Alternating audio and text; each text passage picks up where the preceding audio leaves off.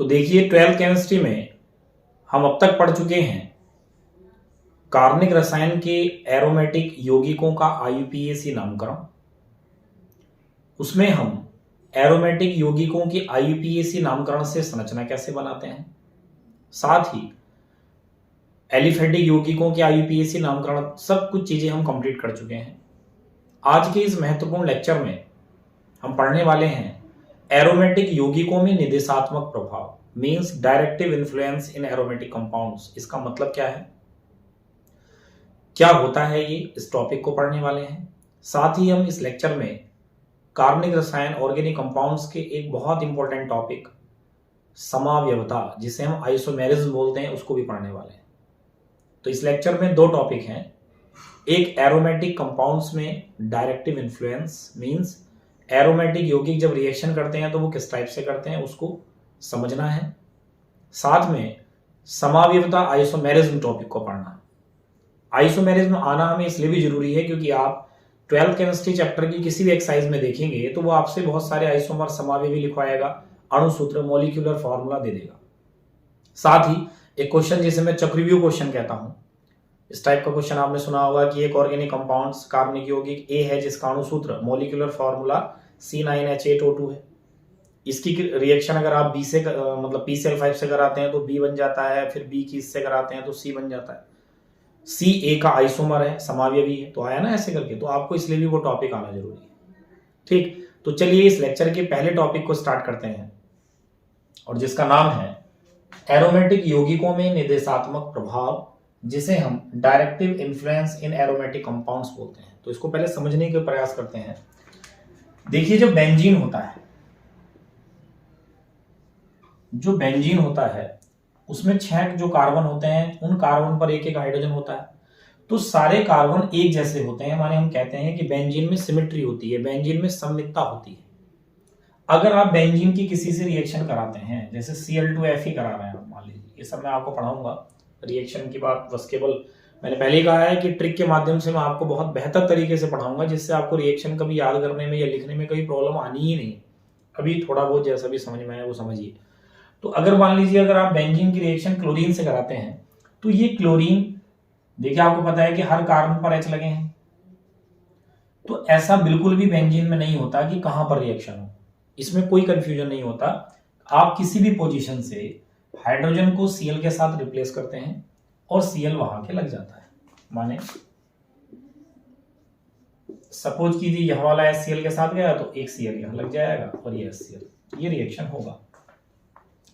लेकिन अगर मान लीजिए ये Cl आप यहां से रिएक्ट कराएं तो करा सकते हैं, Cl माने यहां भी हो सकता है, फिर यहां H आएगा, यहां भी हो सकता है ये Cl, यहां भी हो सकता है ये Cl, यहां भी हो सकता है, यहां भी हो सकता है। माने बेंजीन में आप हेलोजिनेशन करा रहे हो, माने क्लोरीन हेलोजन से क्रिया करा रहे हो, या फिर आप नाइट्रेशन करा रहे हो, माने नाइट्रिक एसिड से, नाइट्रिक अम्ल से रिएक्शन करा रहे हो तो NO2 आके लगना है, तो वो किसी भी पोजीशन पर हो सकता है। माने बेंजीन की रिएक्शन आप किसी भी कार्बनिक यौगिक ऑर्गेनिक कंपाउंड से करा रहे हैं तो वो ऑर्गेनिक कंपाउंड बेंजीन की किसी भी पोजीशन पर रिएक्शन कर सकता है। यहां कोई कंफ्यूजन, कोई डाउट नहीं होता है। लेकिन अब जो ये बना, जैसे मान लीजिए क्लोरोबेंजीन बना, आपको इसी का ही रिएक्शन फिर से Cl2 से कराना पड़ जाए। तो अब देखिए यहां हाइड्रोजन है, यहां हाइड्रोजन है, यहां है, यहां है, यहां है, क्योंकि ये वाला हाइड्रोजन तो रिप्लेस होकर Cl आ गया। तो फिर ये कहां, मतलब ये Cl2 अब कहां, कौन से हाइड्रोजन को रिप्लेस करेगा, ये Cl कहां पर आकर लगेगा। इसके लिए आपको ये टॉपिक पता होना चाहिए कि एरोमेटिक यौगिकों में, मतलब एरोमेटिक यौगिक में जो ये लगा ग्रुप होता है पहले से, ये डायरेक्ट करता है कि ये रिएक्शन करेगा कहां। माने एक तरीके से जब तक बेंजीन है तो आप इसकी रिएक्शन किसी भी रिएजेंट से करा रहे हैं, किसी भी अभिकर्मक से करा रहे हैं, तो ये एरोमेटिक यौगिक माने बेंजीन उस अभिकर्मक से क्रिया कर, आप अपनी किसी भी पोजीशन पर क्रिया कर लेगा, कोई कंफ्यूजन नहीं, किसी एक जगह रिएक्शन हो जाएगा और एरोमेटिक कंपाउंड बन जाएगा। लेकिन वो जो एरोमेटिक कंपाउंड बना है, अगर आप उसकी क्रिया फिर किसी से कराने लगे, अर्थात हम सीधे सीधे कहें कि जब बेंजीन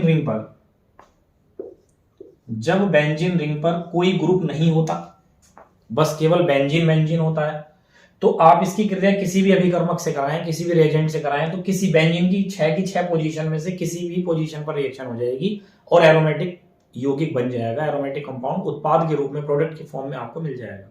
लेकिन जब आप बेंजीन के अलावा किसी एरोमेटिक यौगिक, जैसे रिंग पर Cl लगा हो, रिंग पर OH लगा हो, रिंग पर NO2 लगा हो, माने पिछले लेक्चर में मैंने आपको जो एरोमेटिक यौगिकों के IUPAC नामकरण पढ़ाए हैं, तो उन एरोमेटिक यौगिक का मतलब ये तो था कि बेंजीन के ऊपर Cl लगा है तो क्लोरोबेंजीन, OH लगा है तो फिनॉल, NO2 लगा है तो नाइट्रोबेंजीन, NH2 लगा है तो एनिलीन, रिंग पर CHO लगा है तो बेंजल्डिहाइड, रिंग पर COOH लगा है तो बेंजोइक एसिड। तो इस प्रकार से जो ये एरोमेटिक हैं, और फिर आप इनकी रिएक्शन किसी से कराते हैं, जैसे इसकी HNO3 से कराते हैं, इसकी Cl2 से करा रहे हैं, या इसकी H2SO4 से करा रहे हैं, या किसी और अन्य अभिकर्मक से करा रहे हैं, तब ये यौगिक, ये एरोमेटिक यौगिक अपनी किस पोजीशन पर अभिक्रिया करने देंगे, या इनकी किस पोजीशन पर ये अभिकर्मक अटैक करेंगे, क्रिया करेंगे,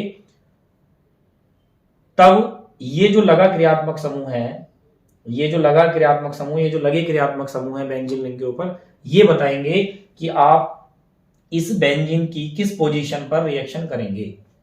इसी को हम एरोमेटिक यौगिकों में निर्देशात्मक प्रभाव बोलते हैं, डायरेक्टिव इन्फ्लुएंस इन एरोमेटिक कंपाउंड बोलते हैं। माने सीधा सीधा कहें कि बेंजीन में आप किसी बेंजीन की रिएक्शन किसी भी अभिकर्मक से रिएजेंट से कराएंगे, तो बेंजीन की जो 6 पोजीशन है वो कार्बन लगी, उन पर 6 हाइड्रोजन लगे हैं, एक एक हाइड्रोजन करके, तो कहीं भी रिएक्शन हो जाएगा। लेकिन बेंजीन रिंग पर अगर कोई पहले से क्रियात्मक समूह लगा है, कोई फंक्शनल ग्रुप लगा है, फिर अगर आप उसकी क्रिया किसी से कराएंगे, माने बेंजीन पर अगर कोई पहले से क्रियात्मक समूह, कोई फंक्शनल ग्रुप लगा है, और आप इसकी अभिक्रिया, इसकी रिएक्शन किसी से करा रहे हैं, किसी अभिकर्मक से करा रहे हैं, तो फिर वो अभिकर्मक, वो रिएजेंट कहां रिएक्शन करेगा, किस पोजीशन पर रिएक्शन करेगा उस एरोमेटिक कंपाउंड, उस एरोमेटिक यौगिक की, तो आपको वो पहले से लगा फंक्शनल ग्रुप, पहले से लगा वो क्रियात्मक समूह डिसाइड करके देगा कि ये भाई इस पोजीशन पर रिएक्शन होगी, कि इस पे होगी, या इस पे होगी, या इस पे होगी, या इस पे होगी। माने उन 5 में से कौन सी पोजीशन, क्योंकि बेंजीन रिंग पर एक पर तो क्रियात्मक समूह लग गया, एक पर तो फंक्शनल ग्रुप लग गया, उसके अलावा जो 5 वो पोजीशन बची हैं, उन 5 में भी किस पोजीशन पर ये रिएक्शन होगी, तो वो आपको लगा क्रियात्मक समूह, बेंजीन रिंग पर लगा वो क्रियात्मक समूह, वो फंक्शनल ग्रुप डिसाइड करके देता है। और इसी डिसाइड करने को बोलते हैं एरोमेटिक यौगिकों में निर्देशात्मक प्रभाव, अर्थात डायरेक्टिव इन्फ्लुएंस इन एरोमेटिक कंपाउंड। इसको आप ऐसे समझिए कि जब कोई मूवी शूट हो रही होती है, मूवी बनाई जा रही होती है, तो एक डायरेक्टर होता है, एक एक्टर होता है, तो डायरेक्टर ही तो एक्टर को बताता है कि भाई आप इस टाइप से एक्टिंग करेंगे इस सीन में। तो सेम यहाँ एक तरीके से जो फंक्शनल ग्रुप होता है वो कौन होता है, वो डायरेक्टर होता है, वो डायरेक्टर का काम करता है। और ये जो 5 पोजीशन है ये एक्टर है, माने यही डायरेक्टर बताता है कि किस जो बची हुई 5 पोजीशन है कहां पर रिएक्शन होगा। तो इसका जो इन्फ्लुएंस है, जो इसका प्रभाव है कि वो किस प्रकार से रिएक्शन करेगा, इसी को हम पढ़ने वाले हैं। तो ये टॉपिक आपको समझ आया होगा, एरोमेटिक यौगिकों में निर्देशात्मक प्रभाव। तो इसको आगे बढ़ने से पहले मैं आपको ये बता दूं कि जो ये बची हुई 5 पोजीशन होती हैं, जब कोई क्रियात्मक समूह, जब कोई बेंजीन रिंग पर कोई क्रियात्मक समूह लगा होता है पहले से, अर्थात बेंजीन रिंग में कोई ऑलरेडी जो फंक्शनल ग्रुप है वो लगा होता है, तो इन 5 पोजीशन के नाम क्या होते हैं, पहले इन पोजीशन के नाम आप जानेंगे। तो देखिए, सपोज कीजिए ये बेंजीन रिंग है, इसके हाइड्रोजन को रिप्लेस करके ये ग्रुप लगा है Cl, ठीक, कोई भी ग्रुप हो सकता है, NO2 हो सकता है, OH हो सकता है, Cl हो सकता है, CHO हो सकता है, COOH होता है, कहीं भी लगा लो किसी एक जगह, जैसे मैंने ऊपर लगा दिया, आप यहां लगा लो, यहां लगा लो, ये बताऊंगा मैं। तो इसके ठीक बाद वाली पोजीशन को बोलते हैं ऑर्थो पोजीशन, इसे हम O से प्रदर्शित कर रहे हैं। ये ब्रैकेट है वो कुछ चीज नहीं है, कभी इन्हें कार्बन सोच बैठो, ये ब्रैकेट ही, ये स्मॉल ब्रैकेट, छोटा ब्रैकेट जो बनाते थे, तो ऑर्थो पोजीशन कहते हैं। माने जहां भी क्रियात्मक समूह लगा होगा बेंजीन रिंग पर, फंक्शनल ग्रुप लगा होगा, उसके ठीक बाद वाली पोजीशन को क्या बोलते हैं, ऑर्थो। और ऑर्थो के ठीक बाद वाली पोजीशन को बोलते हैं मेटा, उसे स्मॉल एम से रिप्रेजेंट कर रहा है। और जो उसकी ठीक बाद होती है उसे बोलते हैं पैरा, एक तरीके से पैरों में पैरा है, समझ लो। तो मैं कई बार ये समझाने के लिए ऊपर ही लगा देता हूं ना, क्रियात्मक समूह, फंक्शनल ग्रुप हो कहीं भी सकता है। तो जिस बेंजीन की किसी एक पोजीशन पर जब कोई पहले से ग्रुप होगा, तब उसमें डायरेक्टिव इन्फ्लुएंस होगा, माने निर्देशात्मक प्रभाव उत्पन्न होगा, क्योंकि बेंजीन में तो होगा नहीं, मैं भी बता रहा था। बेंजीन तो ये समझ लीजिए उसकी 6 की 6 पोजीशन कार्बन है और उन पर हाइड्रोजन लगे हैं, तो एक जैसी पोजीशन है सारी, तो कहीं भी रिएक्शन हो जाएगा। लेकिन बेंजीन पर जब कोई और ग्रुप पहले से लगा होगा, किसी एक पोजीशन पर उसके ग्रुप लगा होगा, तब वो ग्रुप जो लगा है वो डिसाइड करेगा कि रिएक्शन उन 5 पोजीशन में से कहां होगा। तो वो कहां होगा वो तो बात की बात है, पहले हम उन 5 पोजीशन के नाम जान रहे हैं। तो मैं बता रहा हूं आपको, देखिए बेंजीन की जिस पोजीशन पर वो ग्रुप लगा है, फंक्शनल ग्रुप लगा है, क्रियात्मक समूह लगा है, उसके ठीक बाद वाली पोजीशन को ऑर्थो, ठीक बाद को मेटा, उसके ठीक बाद पैरा, ऐसे दूसरी साइड से आ जाइए। क्रियात्मक समूह लगा है तो इसको चूंकि ठीक बाद मैंने बोला ऑर्थो, तो उधर ऑर्थो है तो इधर भी ऑर्थो है। तो कई बार हम इसे ऑर्थो कह रहे हैं तो उसे ऑर्थो डैश बोल देते हैं। ऑर्थो के ठीक बाद कौन होता है? मेटा। तो उधर भी मेटा है तो इस वाले मेटा को मेटा डैश बोल सकते हैं। तो पैरा एक ही पोजीशन होगी। माने किसी भी बेंजीन रिंग पर लगे क्रियात्मक समूह अगर है तो ऐसे यौगिक में, ऐसे कंपाउंड में 2 ऑर्थो पोजीशन, 2 मेटा पोजीशन और एक पैरा पोजीशन होती है। तो माने है, मैं लिख भी देता हूं इसको, हम ऑर्थो, हिंदी में लिख दिया मैंने ऑर्थो। ये M4 है मेटा और P4 होता है पैरा। तो ऑर्थो मेटा पैरा, ऐसे ये भी ऑर्थो मेटा पैरा।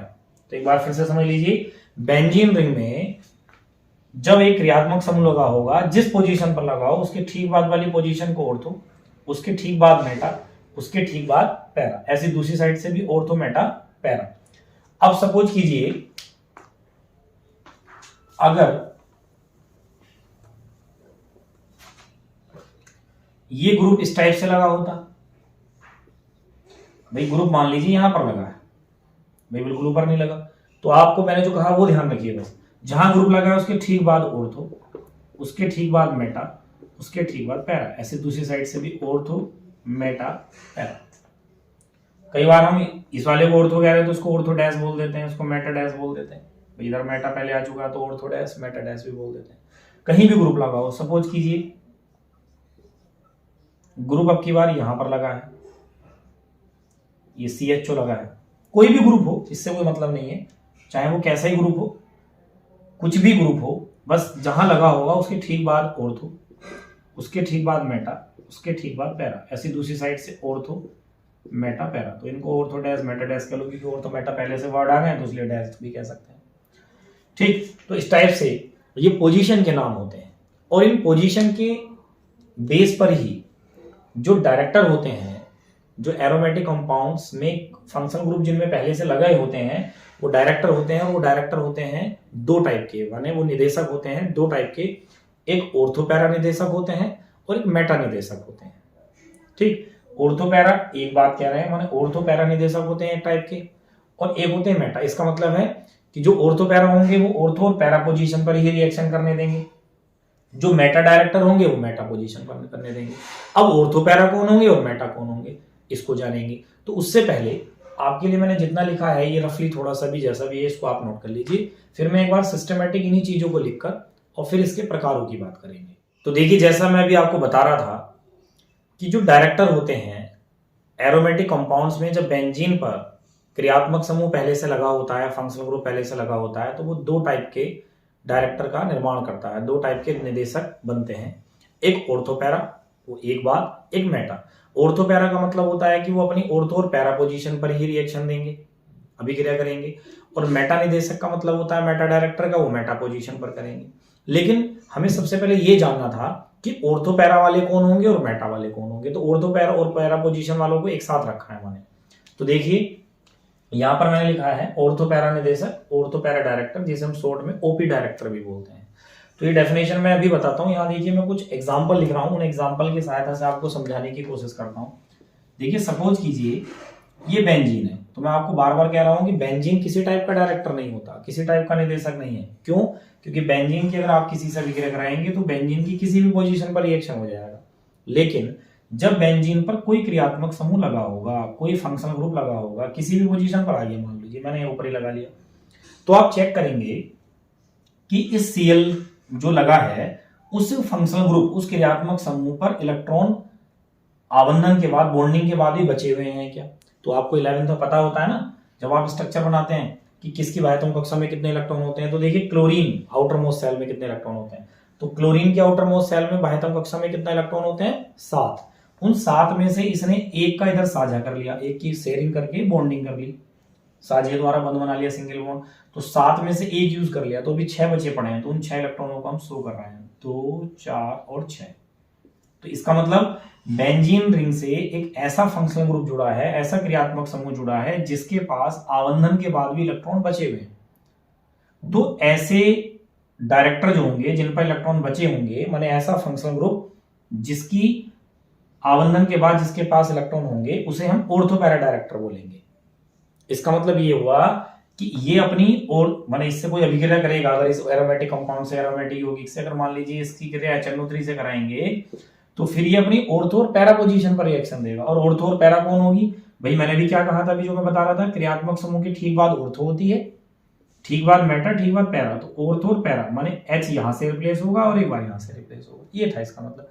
तो जब मैं आपको हेलो एल्केन हेलो एरीन, तो जब हेलो एरीन पढ़ाऊंगा तो वहां इन सब चीजों की जरूरत पड़ने वाली है, इसलिए मैं आपको पहले बता दे रहा हूं, क्योंकि अभी हम सारे वो टॉपिक पढ़ रहे हैं। जब 12th का पहला चैप्टर स्टार्ट होगा तो वहां जिन चीजों की जरूरत पड़नी है, तभी तो आपको ट्रिक्स भी समझ में आएंगी और रिएक्शन लिखना बहुत आसान हो जाएगा, तो इसलिए समझते रहिए।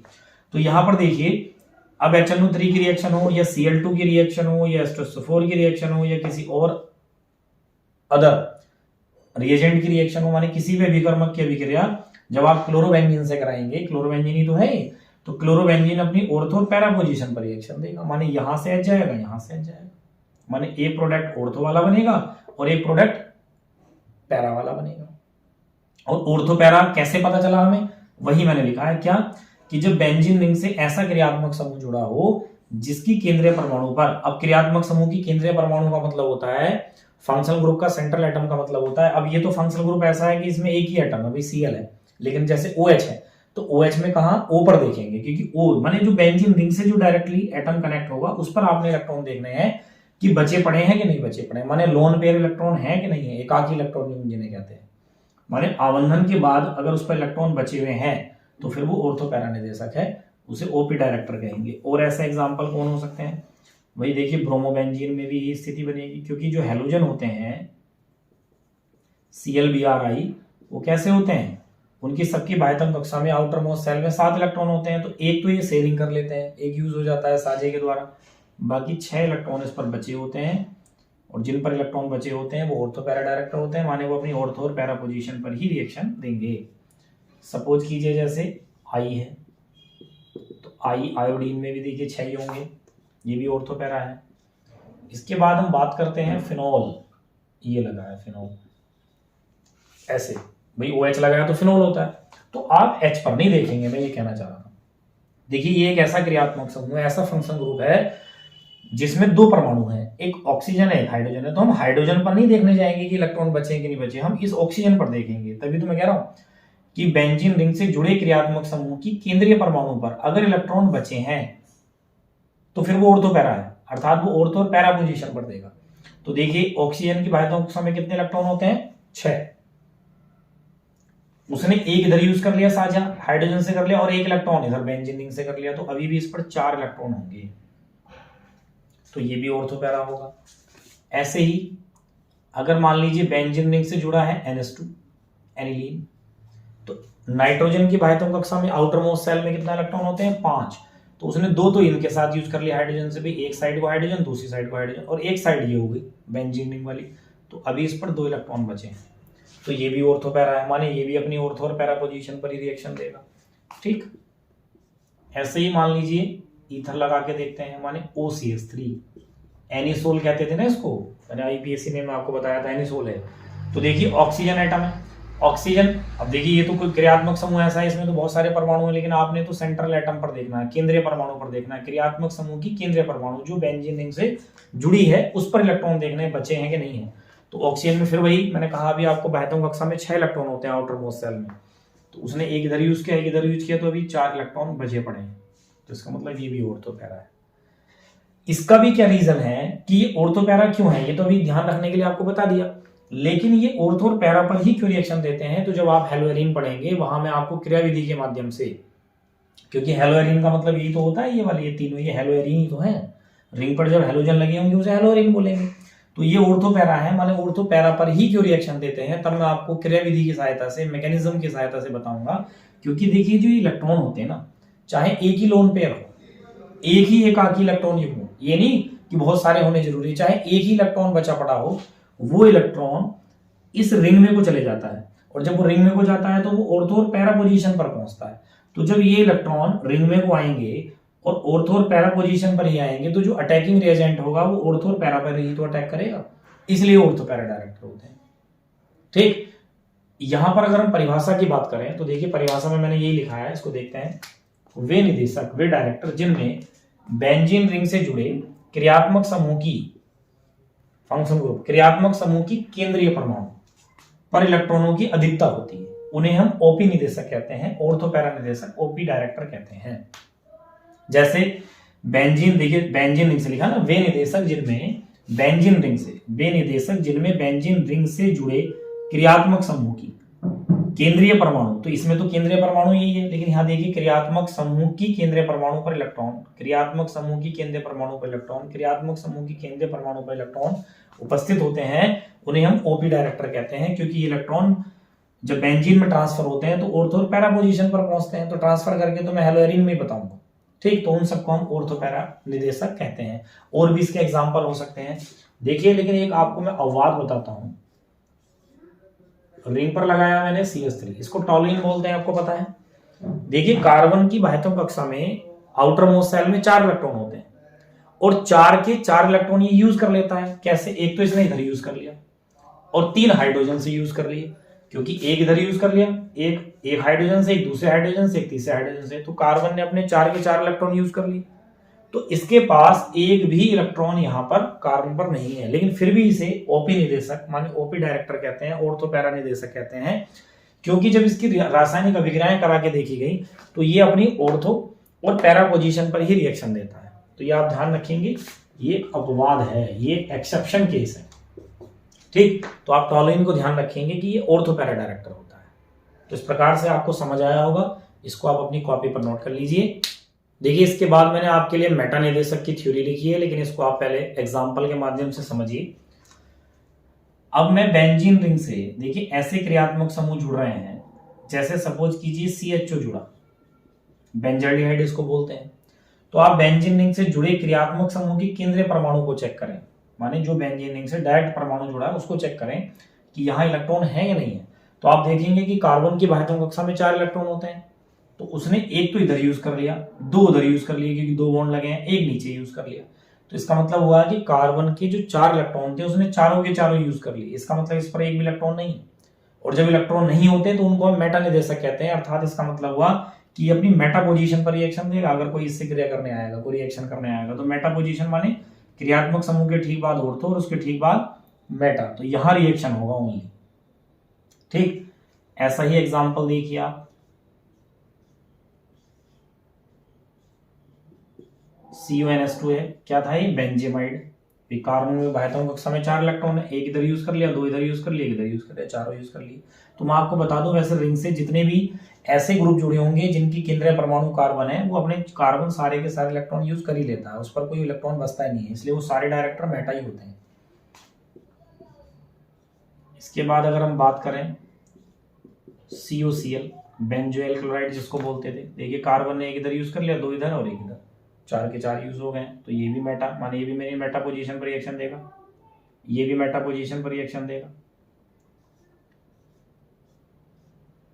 बात करें अगर हम COOH लगा हो, बेंजोइक एसिड, तो यहां भी कार्बन ने देखिए अपने 4 इलेक्ट्रॉन यूज कर लिए हैं, तो ये भी एक मेटा डायरेक्टर है। कार्बन के अलावा कोई ऐसा ग्रुप जो मेटा हो तो NO2 है। तो NO2 का स्ट्रक्चर ये होता है भाई, क्योंकि N की बाह्यतम कक्षा में 5 इलेक्ट्रॉन होते हैं, तो 5 में से इसने एक इधर यूज किया, 2 इधर यूज किए, ठीक, 3 यूज हो गए, और जो एक बचा था वो इसने इसे उधार दे दिया, माने उपसेशन बॉन्ड, कोऑर्डिनेट बॉन्ड से दे दिया। तो कुल मिलाकर N पर तो कोई इलेक्ट्रॉन नहीं है ना फिलहाल, तो इसलिए ये भी मेटा डायरेक्टर है। तो इस टाइप के सारे एग्जाम्पल मेटा डायरेक्टर हैं, मेटा निदेशक है, और ये सब हमने 12th केमिस्ट्री में पढ़ने भी है, इनकी अभिक्रियाओं को पढ़ना है। तो जब मेटा वाला चैप्टर कौन है हमारा, एल्डिहाइड कीटोन कार्बोक्सिलिक एसिड, जब हम पढ़ेंगे चैप्टर नंबर जो 3 है 12th का ऑर्गेनिक में, वहां सारे मेटा डायरेक्टर वाले ग्रुप हैं, बेंजाल्डिहाइड, बेंजोइक एसिड, ठीक, और एक एसिटाफिनोन या बेंजोफिनोन, सॉरी, एसिटाफिनोन और एक बेंजोफिनोन। तो ये एसिटाफिनोन हो गया। बेंजोफिनोन का मतलब होता है वहां CCH5। कुल मिलाकर इस कार्बन को चेक करेंगे तो इसने भी अपने 4 इलेक्ट्रॉन यूज कर लिए हैं, इसलिए सारे के सारे डायरेक्टर मेटा हैं। और उस चैप्टर में हमने इसको और ये भी पढ़नी है, तो ये सब पढ़ेंगे कि कैसे ये मेटा पोजीशन पर रिएक्शन देते हैं। मैंने मैकेनिज्म की सहायता से मैं आपको बताऊंगा कि मेटा पोजीशन पर क्यों होता है। होता क्या है, देखिए, जब इस पर इलेक्ट्रॉन नहीं है तो ये रिंग के इलेक्ट्रॉन खींच लेता है, और जब रिंग के इलेक्ट्रॉन खींचता है तो मेटा पोजीशन से इलेक्ट्रॉन खींचते हैं, इसलिए हम इनको इलेक्ट्रॉन विड्रॉइंग ग्रुप, इलेक्ट्रॉन खींचने वाले ग्रुप भी कहते हैं। जैसे ऑर्थो पैरा को हम क्या बोलते हैं, electron releasing group, electron release करने वाला, इलेक्ट्रॉन छोड़ने वाला, देने वाला। तो ऑर्थो पैरा में इलेक्ट्रॉन है ना। ऑर्थो पैरा ग्रुप कौन है, जिनमें बेंजीन रिंग से डायरेक्ट जुड़े क्रियात्मक समूह की, फंक्शनल ग्रुप की सेंटर एटम, क्रियात्मक समूह की केंद्रीय परमाणु पर इलेक्ट्रॉन है, तो वो तो बेंजीन रिंग को इलेक्ट्रॉन देते हैं, इसलिए उनको इलेक्ट्रॉन रिलीजिंग ग्रुप बोलते हैं। ये इन पर इलेक्ट्रॉन है नहीं, तो ये बेंजीन रिंग के इलेक्ट्रॉनों को खींच लेते हैं, इसलिए इनको इलेक्ट्रॉन विड्रॉइंग ग्रुप कहते हैं। और सीधे सीधे कहें तो इसी वजह से जो ऑर्थो पैरा डायरेक्टर हैं वो एज बेस है, बेसिक नेचर होता है उनका, माने क्षारीय प्रकृति के होते हैं। क्योंकि लुईस के अकॉर्डिंग ये भी तो कहा जाता है कि अगर केंद्रीय परमाणु पर इलेक्ट्रॉन एकाकी हो, लॉन पे इलेक्ट्रॉन हो, तो वो क्या होते हैं, लुईस बेस, लुईस क्षार है। जबकि इन पर इलेक्ट्रॉन नहीं है, इन पर इलेक्ट्रॉनों की कमी है, तो इसलिए लुईस अम्ल है, तो तभी तो ये सारे एसिडिक नेचर के होते हैं। तो देखिए यहाँ पर मैंने डेफिनेशन में क्या लिखा है आपके लिए, वे निदेशक जिनमें बेंजीन रिंग से जुड़े क्रियात्मक समूह की केंद्रीय परमाणु पर इलेक्ट्रॉन उपस्थित नहीं होते, परमाणु पर इलेक्ट्रॉन उपस्थित नहीं होंगे, माने क्रियात्मक समूह की ये जो केंद्रीय परमाणु है, ये क्रियात्मक समूह की जो केंद्रीय परमाणु है, इन पर इलेक्ट्रॉन उपस्थित नहीं होते, तब उन्हें मेटा निदेशक बोलते हैं, मेटा डायरेक्टर बोलते हैं, अर्थात वो अपनी मेटा पोजीशन पर रिएक्शन देते हैं। ठीक, तो इस प्रकार से आपको ये जो डायरेक्टिव इन्फ्लुएंस है समझ आया होगा। क्यों है डायरेक्टिव इन्फ्लुएंस, ये बात भी समझ में आई होगी। मैं एक बार फिर से देखिए रिपीट कर रहा हूं, डायरेक्टिव इन्फ्लुएंस मींस निर्देशात्मक प्रभाव एरोमेटिक यौगिकों में तभी उत्पन्न होगा जब बेंजीन रिंग की किसी एक पोजीशन पर कोई क्रियात्मक समूह, कोई फंक्शनल ग्रुप उपस्थित होगा। अर्थात बेंजीन, जब केवल बेंजीन ही बेंजीन होगा, उसमें कोई डायरेक्टर किसी टाइप का नहीं होगा, माने कोई निर्देशात्मक प्रभाव नहीं होगा, क्योंकि बेंजीन की वो सारी 6 की 6 पोजीशन सेम है, सममित है, उनमें सिमेट्री है, तो किसी भी पोजीशन पर रिएक्शन होगा। लेकिन बेंजीन पर अगर कोई क्रियात्मक समूह लग गया तो फिर वो क्रियात्मक समूह, वो फंक्शनल ग्रुप डिसाइड करेगा कि वो किस टाइप का डायरेक्टर है। और कैसे डिसाइड करेगा, वो जो ग्रुप लगा है उसकी अगर केंद्रीय परमाणु पर इलेक्ट्रॉन हुए तो वो ऑर्थोपैरा होगा, और अगर इलेक्ट्रॉन नहीं हुए तो मेटा होगा। अर्थात ऑर्थोपैरा वाले ऑर्थोपैरा पर पोजीशन पर रिएक्शन देंगे, मेटा डायरेक्टर वाले मेटा पोजीशन पर देंगे। तो इसको भी आप अपनी कॉपी पर नोट कर लीजिए, ये टॉपिक यही लास्ट हो जाता है। लेकिन इसके बाद हम इस डायरेक्टर के अकॉर्डिंग, माने जो ये ऑर्थोपैरा पोजीशन, मेटा पोजीशन हमें पता चली, इसके अकॉर्डिंग भी एरोमेटिक यौगिकों की नेमिंग होती है, एरोमेटिक यौगिकों का नामकरण किया जाता है। तो मैं आपको ऑर्थोपैरा के हिसाब से, मेटा के हिसाब से कैसे कंपाउंड्स की, कैसे एरोमेटिक यौगिकों की नेमिंग की जाती है, वो टॉपिक पढ़ाऊंगा। तो देखिए, हम जो है इस टॉपिक की बात करते हैं, ऑर्थोपैरा मेटा जो ये पोजीशन है हमारी, इसके अकॉर्डिंग कैसे नेमिंग करते हैं, माने ऑर्थोपैरा मेटा स्थिति के आधार पर एरोमेटिक यौगिकों का नामकरण। देखिए, पिछले लेक्चर में तो हमने IUPAC नामकरण देखा एरोमेटिक कंपाउंड्स का, एरोमेटिक यौगिकों का, IUPAC के अकॉर्डिंग हमने नेमिंग की। लेकिन इस टॉपिक में हम ऑर्थोपैरा पोजीशन पर अगर ग्रुप लगे होंगे तो फिर कैसे नेमिंग करते हैं, इस टॉपिक को स्टार्ट करते हैं। जैसे सपोज कीजिए आपके पास ये फिनॉल है, भाई रिंग पर आपने लगाया OH, कहीं भी लगा लीजिए कोई एक ग्रुप पहले से, ये OH है, लेकिन यहां पर लगा है NO2 ऐसे। अब इसकी नेमिंग क्या होगी, तो IUPAC के अकॉर्डिंग तो मैंने कहा था कि भाई आप किसी को भी ग्रुप मान लीजिए, जिसको ग्रुप मानेंगे उसके अकॉर्डिंग नंबर 1 2 3 कह देंगे। जैसे इसको मानते तो 1 2 पर नाइट्रो, और अगर ये ना हो तो क्या होता, फिनॉल। इसमें बस इतना कहना है कि अब आपने 1 2 3 4 नहीं करना है, जिसको भी आप ग्रुप मानेंगे उसके अकॉर्डिंग देख लीजिए वो कौन सी पोजीशन है। तो अगर आप इसको ग्रुप मानेंगे तो इसके हिसाब से ये ऑर्थो हुई, तो ऑर्थो पर कौन है, NO2, और NO2 को क्या बोलते हैं हम, नाइट्रो। तो अब नंबर की जगह आपने पोजीशन का नाम लिखना है, तो अब आप इसको बोलेंगे ऑर्थो, ऐसे शॉर्ट में लिख लेंगे ऑर्थो नाइट्रो। और अगर NO2 नहीं होता, रिंग पर OH होता ओनली, तो क्या बोलते हैं इसको, फिनॉल। तो जैसा IUPAC में वैसा ही है, बस IUPAC में तो आपको नंबर के साथ लिखना होता है उस ग्रुप को, इसमें पोजीशन का नाम लिखना होता है। सपोज कीजिए यहां पर Cl है, ठीक, और यहां पर आपने लगा लिया NO2। तो अगर आप इसको ग्रुप मान रहे हैं तो यहां से देखिए इसके ठीक बाद ऑर्थो, ठीक बाद मेटा और ठीक बाद पैरा, तो पैरा पर नाइट्रो है। और अगर आप इसको ग्रुप मान रहे हैं तो इसके हिसाब से ऑर्थो मेटा पैरा, पैरा वो है। तो अगर आप चलिए इसको ग्रुप मान के लिख देता हूं इस बार, तो ऑर्थो मेटा पैरा, तो पैरा क्लोरो, पैरा को ऐसे पी लिख लेंगे शॉर्ट में, पैरा क्लोरो। और अगर Cl नहीं होता, केवल रिंग पर NO2 होता, तो क्या बोलते हैं, नाइट्रोबेंजीन। तो पैरा क्लोरो नाइट्रोबेंजीन, इस टाइप से। अगर मान लीजिए यहां COOH है और यहां पर OH है, ठीक, तो इसके हिसाब से इसको ग्रुप मान रहे हैं आप, तो इसके हिसाब से ये ऑर्थो और ये मेटा, तो मेटा को M लिख देंगे और OH को हम कहते हैं हाइड्रोक्सी, मेटा हाइड्रोक्सी। और अगर OH नहीं होता, केवल COOH होता रिंग पर, तो क्या बोलते हैं उसको, बेंजोइक एसिड, तो बेंजोइक एसिड लिख दो भाई इसको। तो बिल्कुल IUPAC के जैसा है। IUPAC में तो हम केवल उन पोजीशन को नंबर में लिखते हैं, यहाँ पोजीशन के नेम लिखते हैं बस। ये आपको आना इसलिए भी जरूरी है क्योंकि जब आपको एक्सरसाइज में क्वेश्चन मिलेंगे और वो रिएक्शन पूछेंगे कि ऑर्थोनाइट्रोफिनॉल का रिएक्शन आप PCl5 से कराइए, तो फिर आपको इसके अकॉर्डिंग भी आना चाहिए ना स्ट्रक्चर बनाना। तो अभी तो मैं नेम लिख रहा हूँ, फिर जब नेम लिख दूंगा तो इसके अकॉर्डिंग स्ट्रक्चर भी बनाएंगे। तो देखिए अगर ऐसे ही कोई और ग्रुप सपोज कीजिए, यहां CHO लगा है,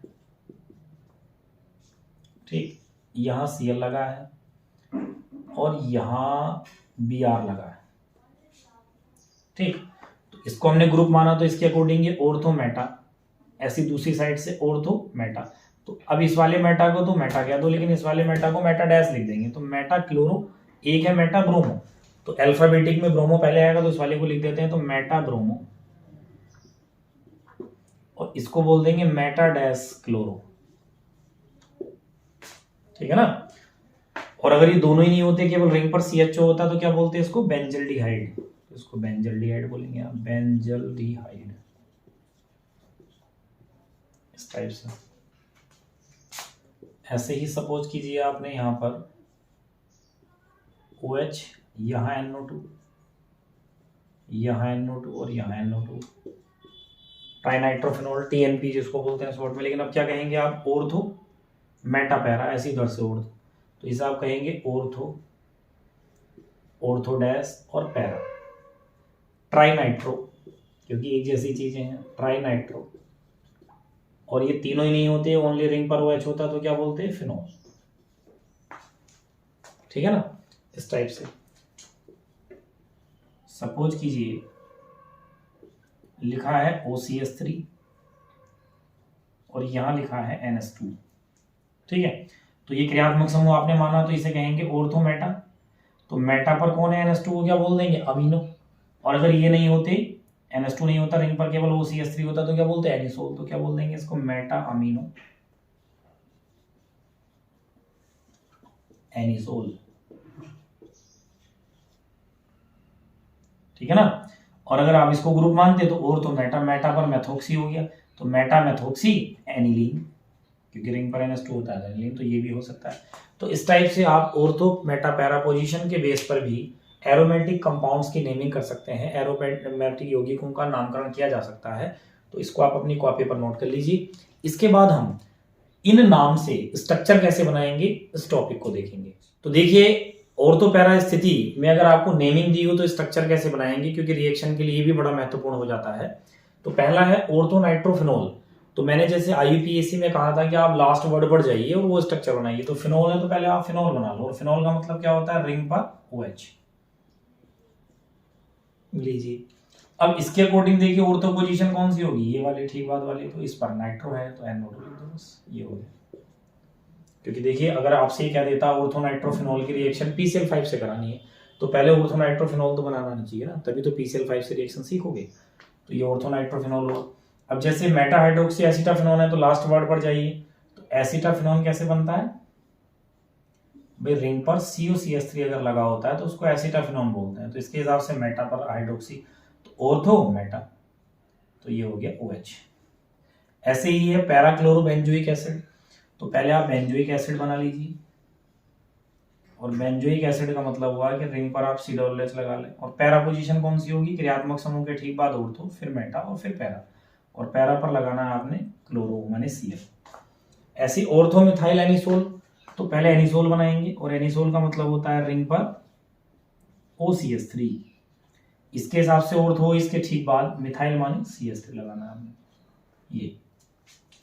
बाकी फिर है पैरा क्लोरोटॉलुइन, तो टॉलुइन का मतलब होता है रिंग पर आप CH3 लगाएंगे और पैरा पोजीशन पर क्लोरो, तो ऑर्थो मेटा पैरा, पैरा पर Cl। तो इस टाइप से ये स्ट्रक्चर कंप्लीट हो जाते हैं।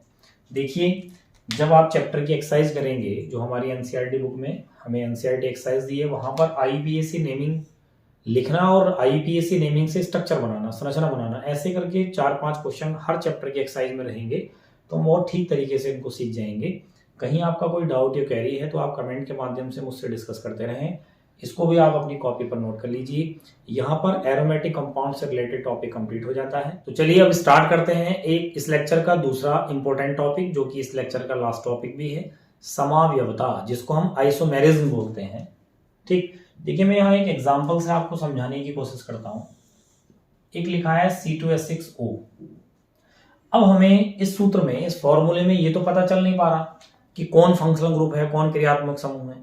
तो इसका मतलब ऐसे सूत्र, ऐसे फॉर्मूला जिनमें हमें फंक्शनल ग्रुप का ना पता हो, तो उनको हम क्या बोलते हैं, अणुसूत्र बोलते हैं, मोलिक्यूलर फॉर्मूला बोलते हैं। तो ये यहाँ पर क्या लिखा हुआ है, मोलिक्यूलर फॉर्मूला माने अणुसूत्र लिखा है। अब इसको देखिए मैं ऐसे दो टाइप से लिख पा रहा हूं, C2H5OH, और ऐसे भी लिख पा रहा हूं CH3OCH3, माने दो पॉसिबिलिटी इसको लिखने की ये रहे। तो आप देखें, देखिए ये तो अल्कोहल है और ये ईथर है। अब तो आपको सब आईयूपीएसी में पढ़ा दिया है, तो सब पहचानने में आ रहे होंगे भी OH है तो अल्कोहल है। और अगर आप इसमें चेक करें तो उतनी ही चीजें लिखी हैं जितनी इसमें। देखिए 2 कार्बन है और H हो रहे हैं 5 और 1 6 और 1 O है, तो C2H6O है ये भी। और इसको देखिए आप C2 2 कार्बन है और H कितने हैं, 3 और 3 6, C2H6 और O। तो ये भी आप ऐसे इसको ये भी लिख पा रहे हैं और इसी को ये भी लिख पा रहे हैं, तो माने अल्कोहल भी लिख पा रहे हैं, ईथर भी लिख पा रहे हैं। तो जिनमें क्रियात्मक समूह लिखा होता है, जिन सूत्र में, जिन फॉर्मूला में फंक्शनल ग्रुप लिखा होता है, उनको हम स्ट्रक्चरल फॉर्मूला कहते हैं, संरचना सूत्र कहते हैं। तो ये और ये तो है संरचना सूत्र, और ये है अणु सूत्र, क्योंकि इसमें फंक्शनल ग्रुप नहीं पता है। तो देखिए ऑर्गेनिक कंपाउंड्स हैं तो ऑर्गेनिक, क्योंकि कार्बन ही है इनमें, कार्बनिक यौगिक ही हैं।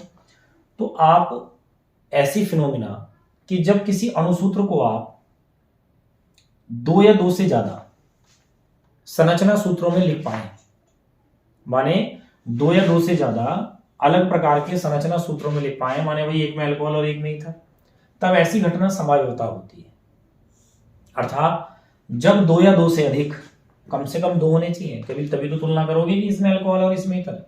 जब 2 या 2 से अधिक कार्बनिक यौगिकों के अणुसूत्र समान होते हैं, भाई दोनों का अणुसूत्र तो सेम है, परंतु उनके संरचना सूत्रों में भिन्नता होती है, तब यह घटना समावयवता कहलाती है।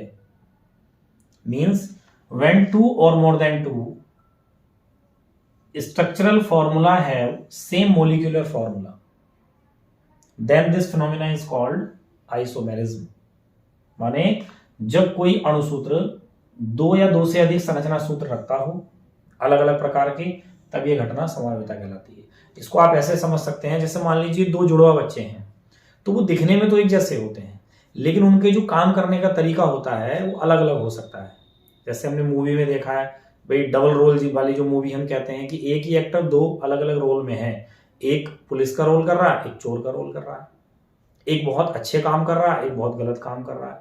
तो फंक्शनिंग उनकी अलग है, क्रियाविधि उनकी अलग है, लेकिन वो दिखने में एक जैसे हैं, उनको आप पहचान नहीं पा रहे हैं, लेकिन उनके काम करने के तरीके से पहचान रहे। तो यहाँ काम करने का तरीका मतलब क्या, उनमें दोनों में अंतर है, उनके संरचना सूत्र में, उनके स्ट्रक्चर फॉर्मूले में क्या अंतर है।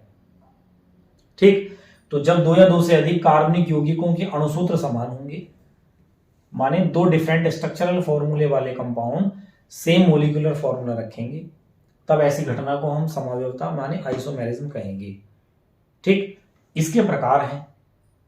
तो ये जो समावयवता होती है, जो आइसोमेरिज्म होती है, वो 2 प्रकार की होती है। ये सब मैं पहले आपको समझा दे रहा हूं, फिर उसको हम बड़े व्यवस्थित तरीके से लिखेंगे और फिर दोबारा से भी समझेंगे। ठीक है, तो जो समावयवता होती है वो दो प्रकार की होती है, और उसके वो दो प्रकार हैं।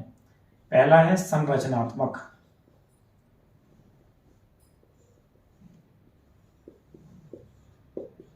संरचनात्मक जिसको हम स्ट्रक्चरल भी बोलते हैं, स्ट्रक्चरल आइसोमेरिज्म। ठीक, ये एग्जांपल वगैरह सब मैं आपके लिए लिखूंगा ही। और दूसरा टाइप होता है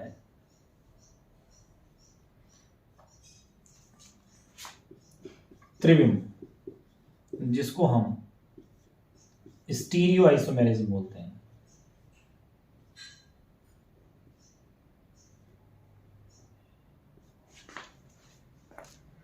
जो संरचनात्मक है, भाई एक एक करके भी हम सबके डेफिनेशन, भाई जैसे मैंने इसकी बताई अभी समावयवता की डेफिनेशन भी लिखूंगा, फिर इसके प्रकारों की लिखूंगा, फिर एक एक करके पढ़ते जाएंगे, उनके डेफिनेशन लिखकर समझते जाएंगे विद एग्जांपल। संरचनात्मक के भी 5 प्रकार होते हैं। अगर हम पहले प्रकार की बात करें तो पहला होता है श्रृंखला।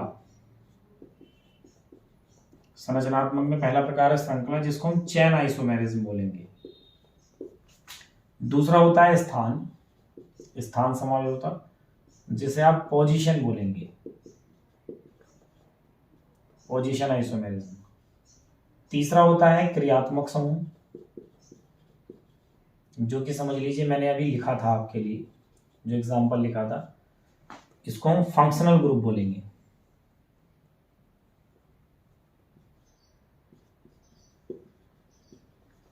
Functional group isomerism. चौथा होता है मध्यावयवता, जिसे बोला जाता है मेटामेरिज्म।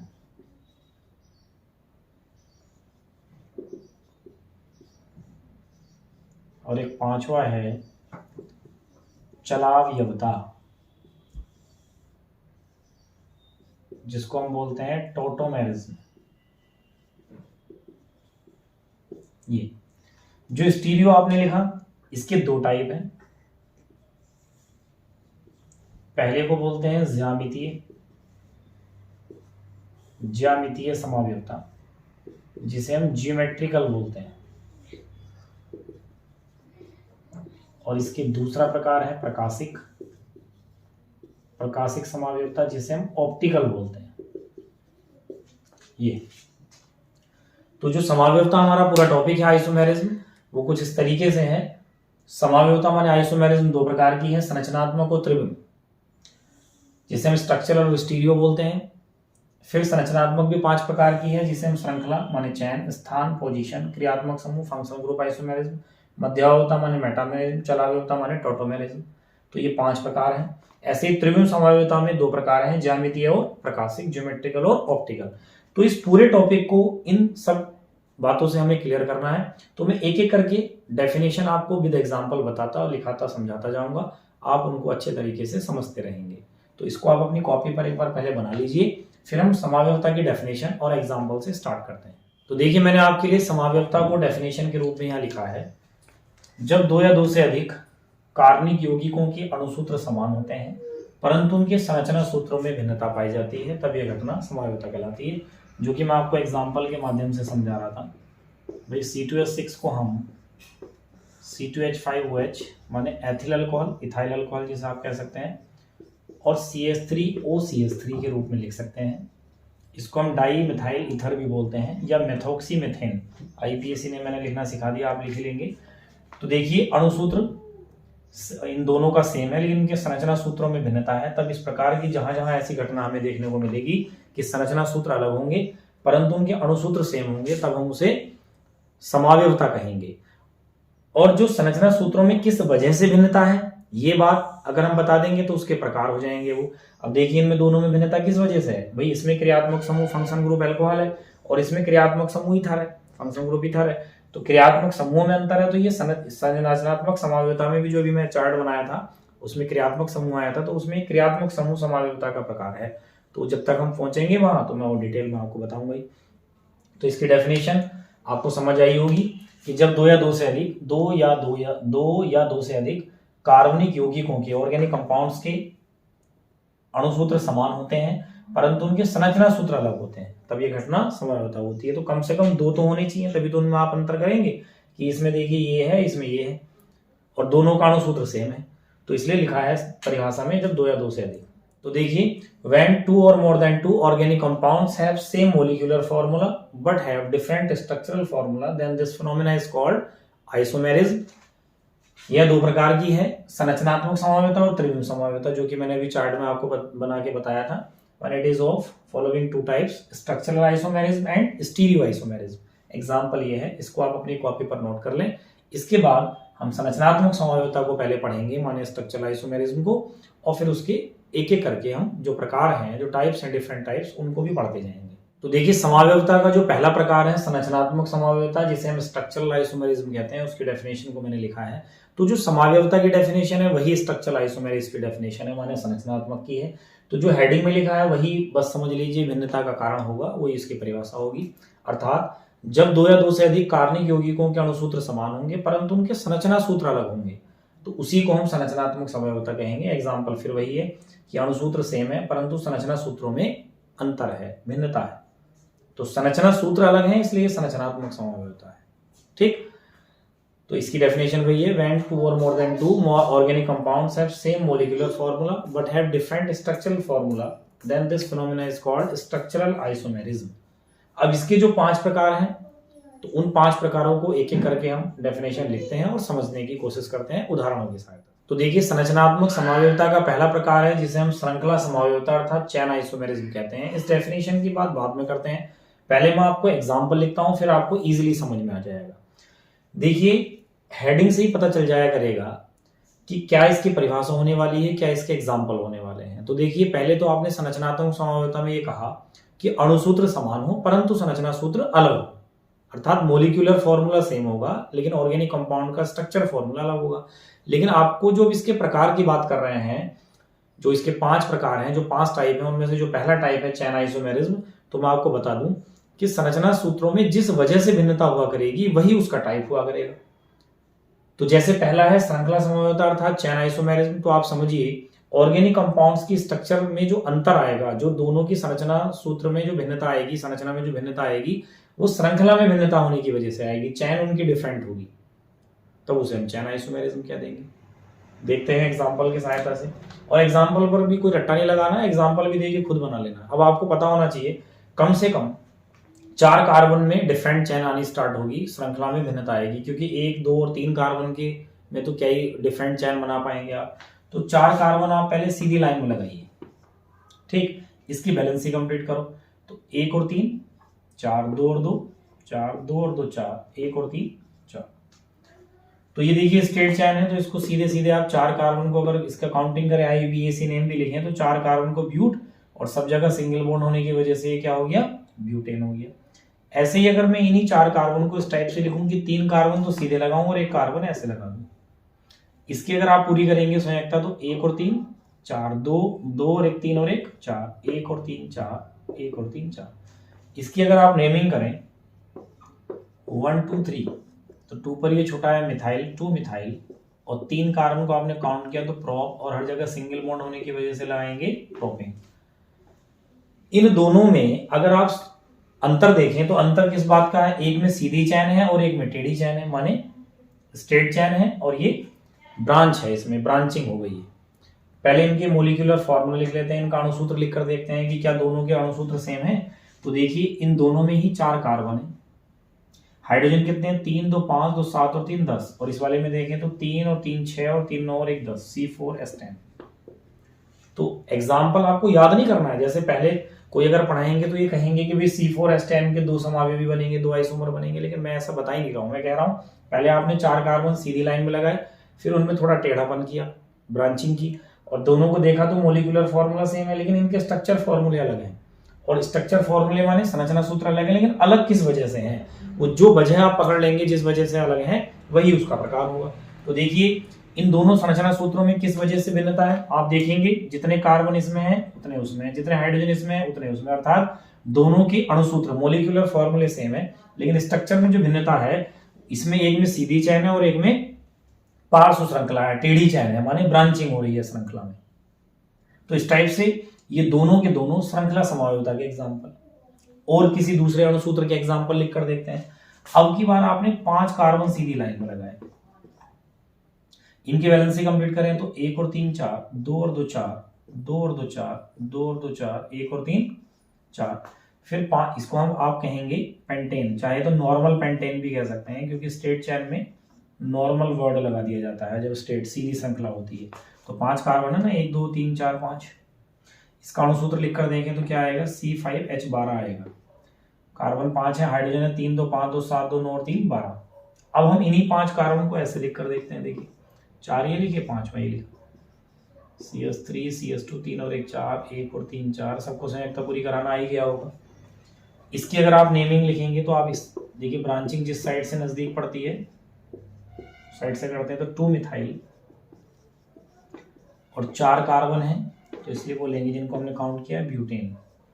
इन्हीं 5 कार्बन, देखिए इसका फॉर्मूला भी यही आ रहा होगा, क्योंकि कार्बन तो 5 हो रहा है और हाइड्रोजन 3 2 5 1 6 और 1 3 9 और 3 12, तो C5H12 है ये भी।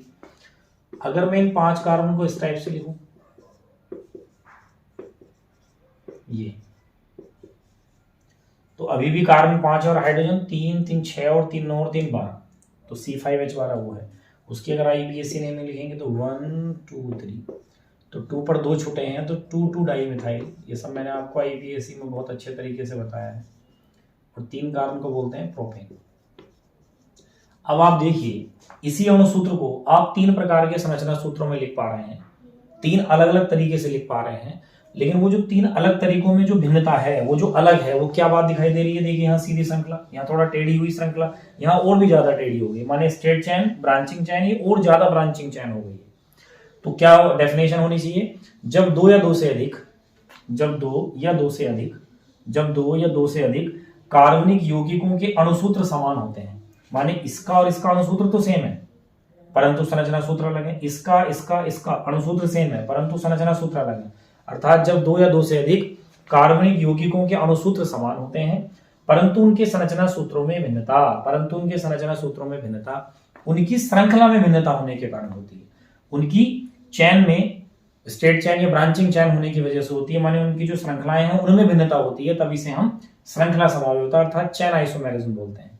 तो देखिए मैंने डेफिनेशन में लिखा है, जब 2 या 2 से अधिक कार्बनिक यौगिकों के ऑर्गेनिक कंपाउंड्स के अणुसूत्र समान होते हैं, माने मॉलिक्यूलर फार्मूला सेम होते हैं, परंतु उनके संरचना सूत्रों में भिन्नता, माने उनके स्ट्रक्चर्स फॉर्मूले में जो डिफरेंट है उनकी श्रृंखला में भिन्नता होने के कारण होती है, अर्थात उनकी जो चैन है वो डिफरेंट होती है, तभी से हम चैन आइसोमेरिज्म या श्रृंखला समवायता कहते हैं। तो आप देखेंगे इन सारे हेडिंग की इनकी जो टाइप्स हैं, उनके प्रकार की जो डेफिनेशन है, उनमें जो भी हेडिंग आएगा उस हेडिंग में बात छिपी होगी कि जो संरचना सूत्रों में भिन्नता होगी तभी तो ये संरचनात्मक समवायता के प्रकार है, और संरचना सूत्रों में किस वजह से भिन्नता होगी वही हेडिंग होगा। भाई श्रृंखला समवायता है तो इसका मतलब हुआ कि संरचना सूत्रों में जो भिन्नता आएगी वो श्रृंखला में भिन्नता होने के कारण आएगी, वो चैन में डिफरेंट होने की वजह से आएगी, इसलिए उसको चैन आइसोमेरिज्म बोलेंगे। तो एग्जांपल पर आपको कोई रट्टा लगाने की जरूरत नहीं है, खुद से बनाइए। जब आपको पता है कि श्रृंखला समवायता है तो एक बार आपने 4 कार्बन सीधी लाइन में लगाओ, एक बार टेढ़ी लाइन में लगाओ, ऐसी 5 का एग्जांपल बना लो, 6 का बना लो, 7 का बना लो। तो ग्रुप तो सेम ही है, इसमें भी एल्केन है, उसमें भी एल्केन है, इसमें भी एल्केन है, उसमें भी एल्केन है, उसमें भी एल्केन है। ठीक। अब कुछ बच्चे क्या करते हैं, डिफरेंट चैन बनाने के लिए वो कई बार 4 कार्बन ऐसे लगा लेंगे और 5वें कार्बन को ऐसे लगा लेंगे और कह देंगे कि ये डिफरेंट चैन है। अभी भाई मैंने क्या कहा था, IUPAC नेम जरूर लिख कर देख लेना। अभी डिफरेंट चैन कहाँ हो जाएगी, ये स्टेडी चैन है। ये थोड़ी है कि ऊपर को लिख दिया, ये नीचे को भी तो लिखा जा सकता है। माने इसका अगर IUPAC नेम लिखा जाए तो काउंटिंग कहाँ से करोगे, 1 2 3 4 5 या 1 2 3 4 5, तो ये तो पेंटेन ही तो है। कभी इसको इसका ये कह दो कि इसमें और इसमें श्रृंखला में भिन्नता है, भाई ये टेढ़ी श्रृंखला थोड़ी है। ऐसे तो कोई बच्चा थोड़ा तिरछा लिख देगा इसको और कहेगा श्रृंखला में भिन्नता है ना। आपने IUPAC नेम लिख के देखना है, अगर वो सेम अलग लगा रहे हैं तभी तो वो आप श्रृंखला में भिन्नता कहेंगे। भाई इसमें ऐसे थोड़ी ना काउंटिंग करोगे 1 2 3 4 1 मिथाइल। मैंने IUPAC में भी कहा था 1 मिथाइल नहीं होता कभी, क्योंकि फिर आप काउंटिंग वहीं से करके लाइए, ठीक है ना। तो इस प्रकार से ये जो टॉपिक है श्रृंखला समवायता, इसके बाद जब अगला हेडिंग आएगा तो जो भी उसका नाम आएगा उसी में भिन्नता होगी। समझ लीजिए संरचना सूत्रों में, स्ट्रक्चर फॉर्मूले में उसी की वजह से भिन्नता होगी। तो जो भी संरचनात्मक अर्थात स्ट्रक्चरल आइसोमेरिज्म के टाइप्स आ रहे हैं, उन टाइप्स के हेडिंग से ही आपको पता चल जाएगा कि संरचना सूत्र में भिन्नता किस वजह से, और जिस वजह से वो डिफरेंट होगा, भिन्नता होगी, वही वो समवायता होगी। ठीक, इसको आप अपनी कॉपी पर नोट कर लीजिए। इसके बाद जो इसका दूसरा टाइप है उसकी बात करते हैं। तो देखिए दूसरा प्रकार है स्थान समावयवता, जिसको हम पोजीशन आइसोमेरिज्म बोलते हैं। तो मैं पहले आपको एग्जांपल से बताता हूं। देखिए स्थान समावयवता से हेडिंग से ही क्लियर हो रहा है कि जो संरचना सूत्र, अणुसूत्र तो सेम ही होंगे, परंतु संरचना सूत्रों में जो भिन्नता होगी वो क्रियात्मक समूहों के स्थान में भिन्नता होने की वजह से होगी। तो देखिए हमें पहले पता नहीं है, माने कोई भी एग्जाम्पल, खुद से एग्जाम्पल बनाते हैं। सपोज कीजिए आपने ये भी 4 कार्बन से स्टार्ट करते हैं। चलिए डबल बॉन्ड वाला बनाता हूं पहले। ये चलिए 3 कार्बन से स्टार्ट करते हैं। भाई 3 कार्बन लगा के आपने अल्कोहल लगा लिया OH। इसकी बैलेंस ही कंप्लीट कीजिए। 1 और 3 4, 2 और 2 4, 2 और 2 4। अगर हम इसकी IUPAC नेमिंग करें तो 1 2 3, तो प्रोपेन ई हटाकर 1 ऑल लिखेंगे, क्योंकि अब ज्यादा इसमें समझाने की जरूरत नहीं, IUPAC तो पता ही। अब मैं इन्हीं 3 कार्बन लगा के रखूंगा तो क्रियात्मक समूह अल्कोहल ही, क्योंकि जो इसमें है वही इसमें होना चाहिए। बस उस OH का जहां नंबर 1 था मैंने नंबर 2 पर लगाया। अब आप बैलेंस से कंप्लीट कीजिए, CH3 CH और ये CH3। तो दोनों के अणुसूत्र देखते हैं सेम है क्या। तो इसमें कार्बन 3 है, हाइड्रोजन हो रहे हैं 3 2 5 और 2 7 और 1 8, C3H8। एक ऑक्सीजन है तो ये लिखा। इसमें भी देखिए कार्बन 3 है, हाइड्रोजन 3 और 1 4 और 3 7 और 1 8 और 1 O है। तो C3H8O ये है, C3H8O ये है। इसका IUPAC नेम लिखते हैं। तो 1 2 3 प्रोपेन 2 ऑल। तो अब इन दोनों को देखेंगे आप, तो देखिए इसका अणुसूत्र और इसका अणुसूत्र दोनों के सेम है। संरचना सूत्र दिखने में अलग लग रहे हैं, माने संरचना अलग है, स्ट्रक्चर इन दोनों के अलग है। किस वजह से अलग है वही कारण आप अगर पकड़ जाएंगे तो वही उसकी डेफिनेशन है। तो देखिए क्रियात्मक समूह, फंक्शनल ग्रुप भी सेम ही है, अल्कोहल है दोनों में।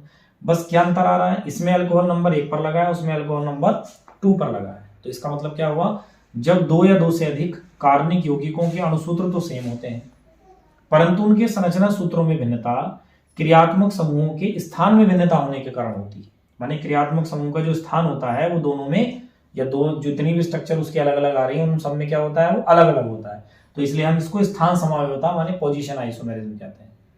माने जब 2 या 2 से ज्यादा, when 2 or more than 2 organic compounds have same molecular formula, माने 2 या 2 से ज्यादा ऑर्गेनिक कंपाउंड्स के मोलिकुलर फॉर्मूला सेम होते हैं, लेकिन स्ट्रक्चर फॉर्मूले में जो डिफरेंस होता है, वो जो डिफरेंट आ रही है बात, वो फंक्शनल ग्रुप की पोजीशन में डिफरेंट होने की वजह से होता है। माने उनके जो फंक्शनल ग्रुप हैं वो अलग अलग पोजीशन पर लगे हैं, सेम फंक्शनल ग्रुप है दोनों में, तब हम इसे स्थान समावयवता या पोजीशन आइसोमेरिज्म बोलते हैं।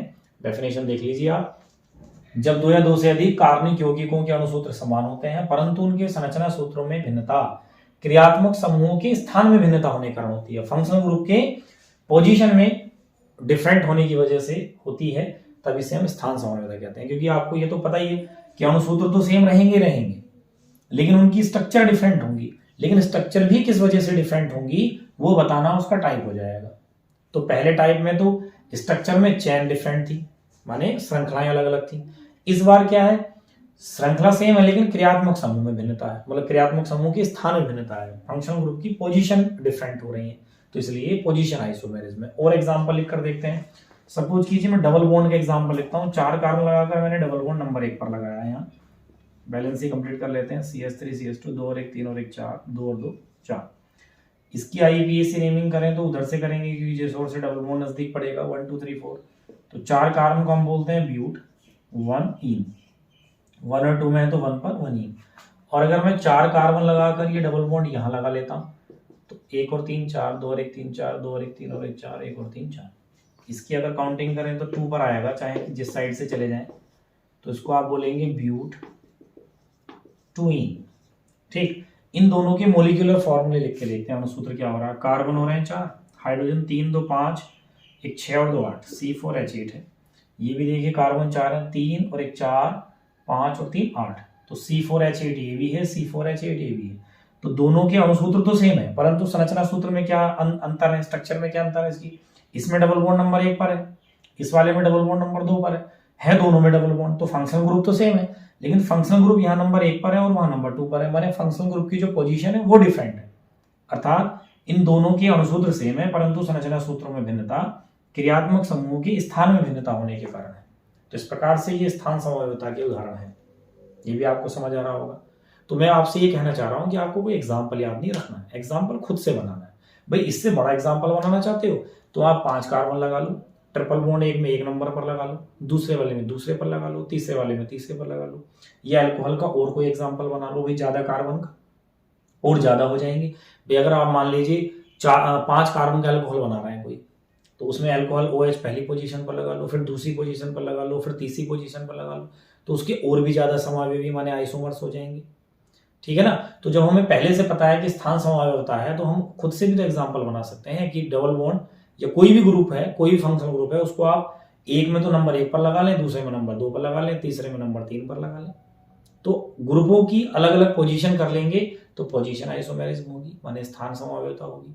श्रृंखला थी तो उसमें एक बार सीधी श्रृंखला, एक बार थोड़ी टेढ़ी, एक बार ज्यादा ही टेढ़ी बना दी, तो ऐसे करके श्रृंखला समावयता हो जाएगी।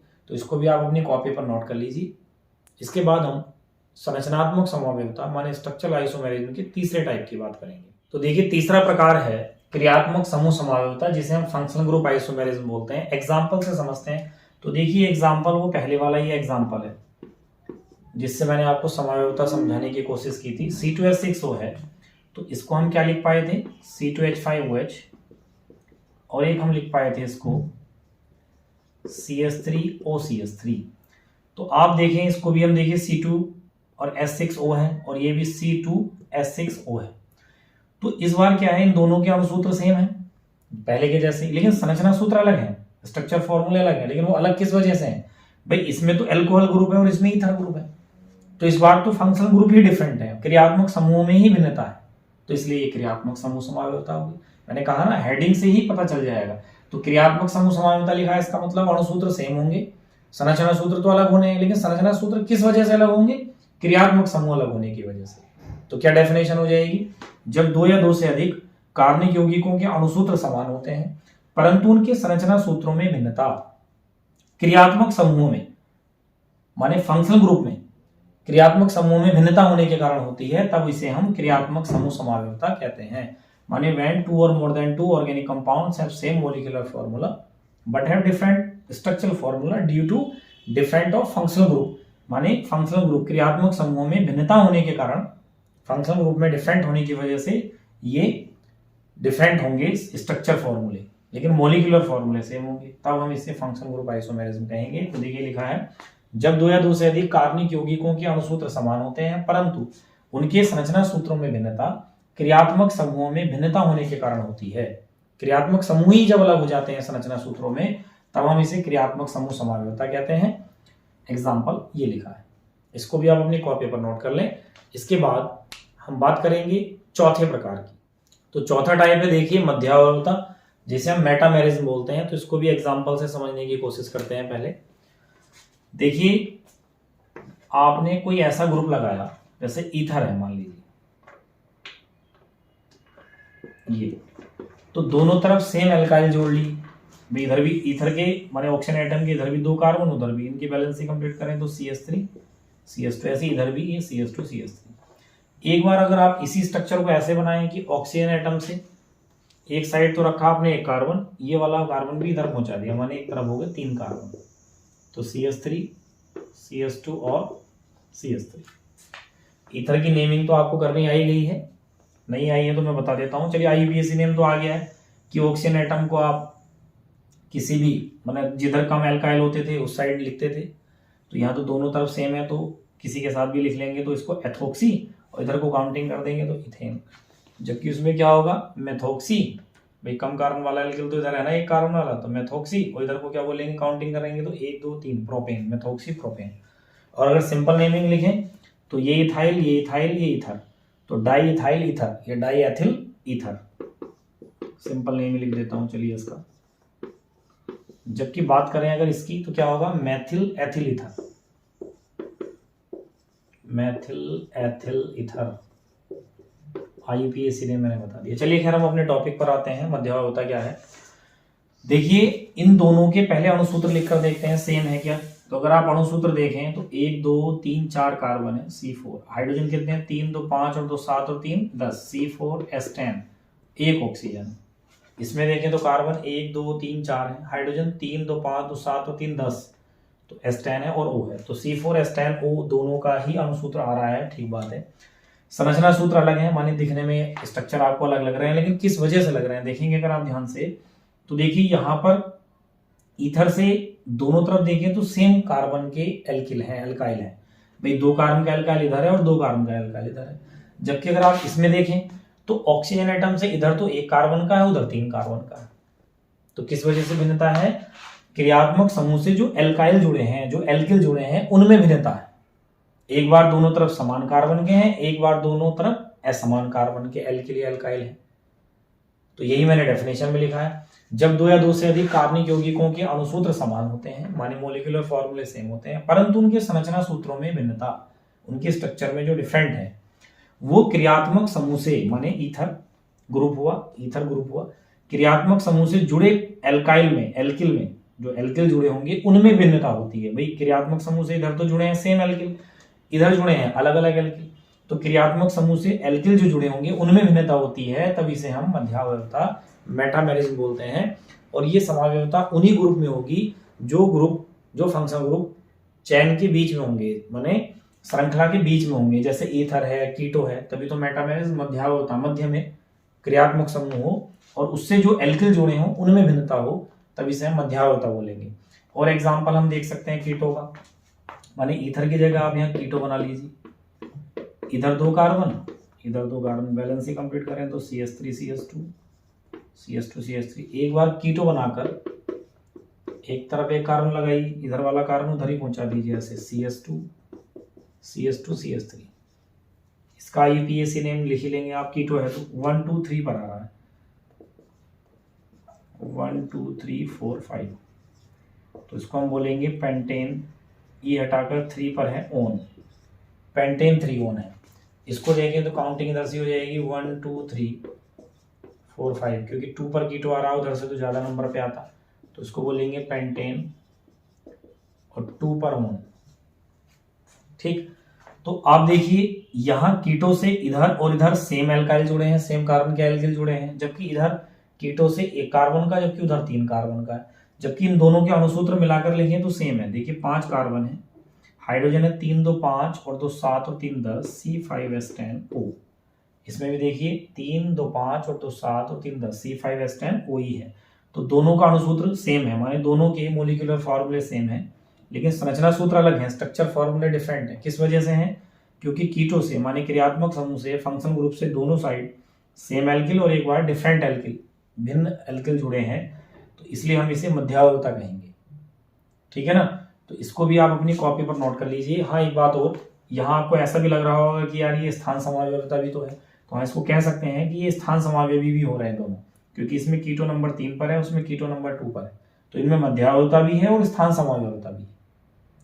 ईथर का ये जो मैंने नेम लिखा है, ये सिंपल नेम लिखे हैं, ये IUPAC नहीं है। IUPAC तो मैंने ईथर के आपको पढ़ा दिए थे, ईथर वाले ग्रुप में बहुत ईजी थे। तो इस प्रकार से आप इसको भी, इस टॉपिक को भी अपनी कॉपी पर नोट कर लें। निश्चित ही आपको समझ आ रहे होंगे। संरचनात्मक समावयवता का जो 5वां टाइप बचा है उसको स्टार्ट करते हैं। तो देखिए, संरचनात्मक समावयवता का जो 5वां प्रकार है, जिसे हम चलावयवता या टॉटोमेरिज्म कहते हैं, उसकी बात करते हैं। इसको समझाने से पहले मैं आपको एग्जाम्पल से ही समझाऊंगा और एग्जाम्पल से ही समझ में आएगा आपको। देखिए, इस चलावयवता का जो एग्जाम्पल है वो बहुत कम एग्जाम्पल है, उनमें से एक एग्जाम्पल है CH3CO, CH2COOCH5। कौन कौन ग्रुप है इसमें? एक एस्टर है, ये कीटो है। वैसे इसको बोलते हैं इथाइल, माने इसकी वजह से एथिल एसीटो एसीटेट।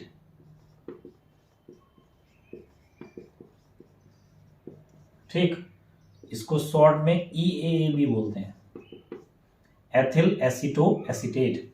ये एग्जाम्पल है। देखिए होता क्या है, ये बड़ा एक जादू जैसा भी है। आप क्या करें, चलावयवता इसका नाम इसलिए रखा है, चलने वाली समावयवता, टॉटोमेरिज्म। माने इसमें क्या होता है, ये जो एथिल एसीटो एसीटेट है, ये एक गतिक सांद्र विलयन में है, मान लीजिए एक विलयन के फॉर्म में है, और ये क्या काम करता है, जैसे इसमें ये तो कीटो फॉर्म है, तो ये कीटो फॉर्म एक बार इनोल फॉर्म में चेंज हो जाती है, इनोल फॉर्म कीटो फॉर्म में चेंज हो जाती है खुद से, जबकि दोनों का फॉर्मूला तो वही रहेगा, जो कि मैं भी आपको बना के ही बताऊंगा। तो ये एक विशेष प्रकार की ये समावयवता है। इसमें क्या होता है, कि जो समावयवी है वो एक रूप से दूसरे रूप में, दूसरे रूप से पहले रूप में परिवर्तित होता रहता है। रूप से मतलब है कीटो एक फॉर्म होता है कीटो, एक होता है इनोल। इनोल माने इन प्लस ओल माने डबल बॉन्ड और OH, इसकी जगह डबल बॉन्ड और OH हो जाएगा। और खुद ही ये ऐसा आपस में कन्वर्ट होते रहते हैं, कीटो फॉर्म से इनोल फॉर्म में, इनोल फॉर्म से कीटो फॉर्म में। जादू ये ऐसे हो सकता है कि आपने इसको एक विलेन में लिया हुआ है, एक बार इसका कलर कुछ और दूसरी बार कलर कुछ, फिर पहले वाला कलर फिर दूसरे वाला कलर, खुद से कलर चेंज होते रहेंगे। क्यों होते रहेंगे? क्योंकि जब कीटो फॉर्म है तो कलर कुछ होगा, जब ये इनोल फॉर्म में चेंज हो जाएगा यौगिक तो कलर कुछ और होगा। तो इस प्रकार से ये लिखा है, यह एक विशेष प्रकार की समावयवता है। इसमें समावयवी माने ये एक गतिक सांद्र विलयन में रहते हैं। गतिक सांद्र माने विलयन में भी वो गतिमान है। गतिमान का मतलब यहाँ है कि वो एक रूप से दूसरे रूप में बदलते रहते हैं। लिखा तथा वे एक रूप से दूसरे रूप में परिवर्तित होते रहते हैं, अर्थात समावयवी कीटो रूप से इनोल रूप में और इनोल फॉर्म से कीटो फॉर्म में परिवर्तित होते रहते हैं। देखिए करके बताता हूं मैं इसको, हो सकता है अभी आपको समझ ना आए, लेकिन जब हम सिलेबस में जाएंगे, रासायनिक अभिक्रियाएं सीखेंगे, समझेंगे ट्रिक के माध्यम से, तब आपको ये बातें बहुत ईजी हो जाएंगी। तो चलिए अभी जितना समझ में आपको आएगा तो इसी को मैं यहाँ नोट करता हूँ, CH3CO।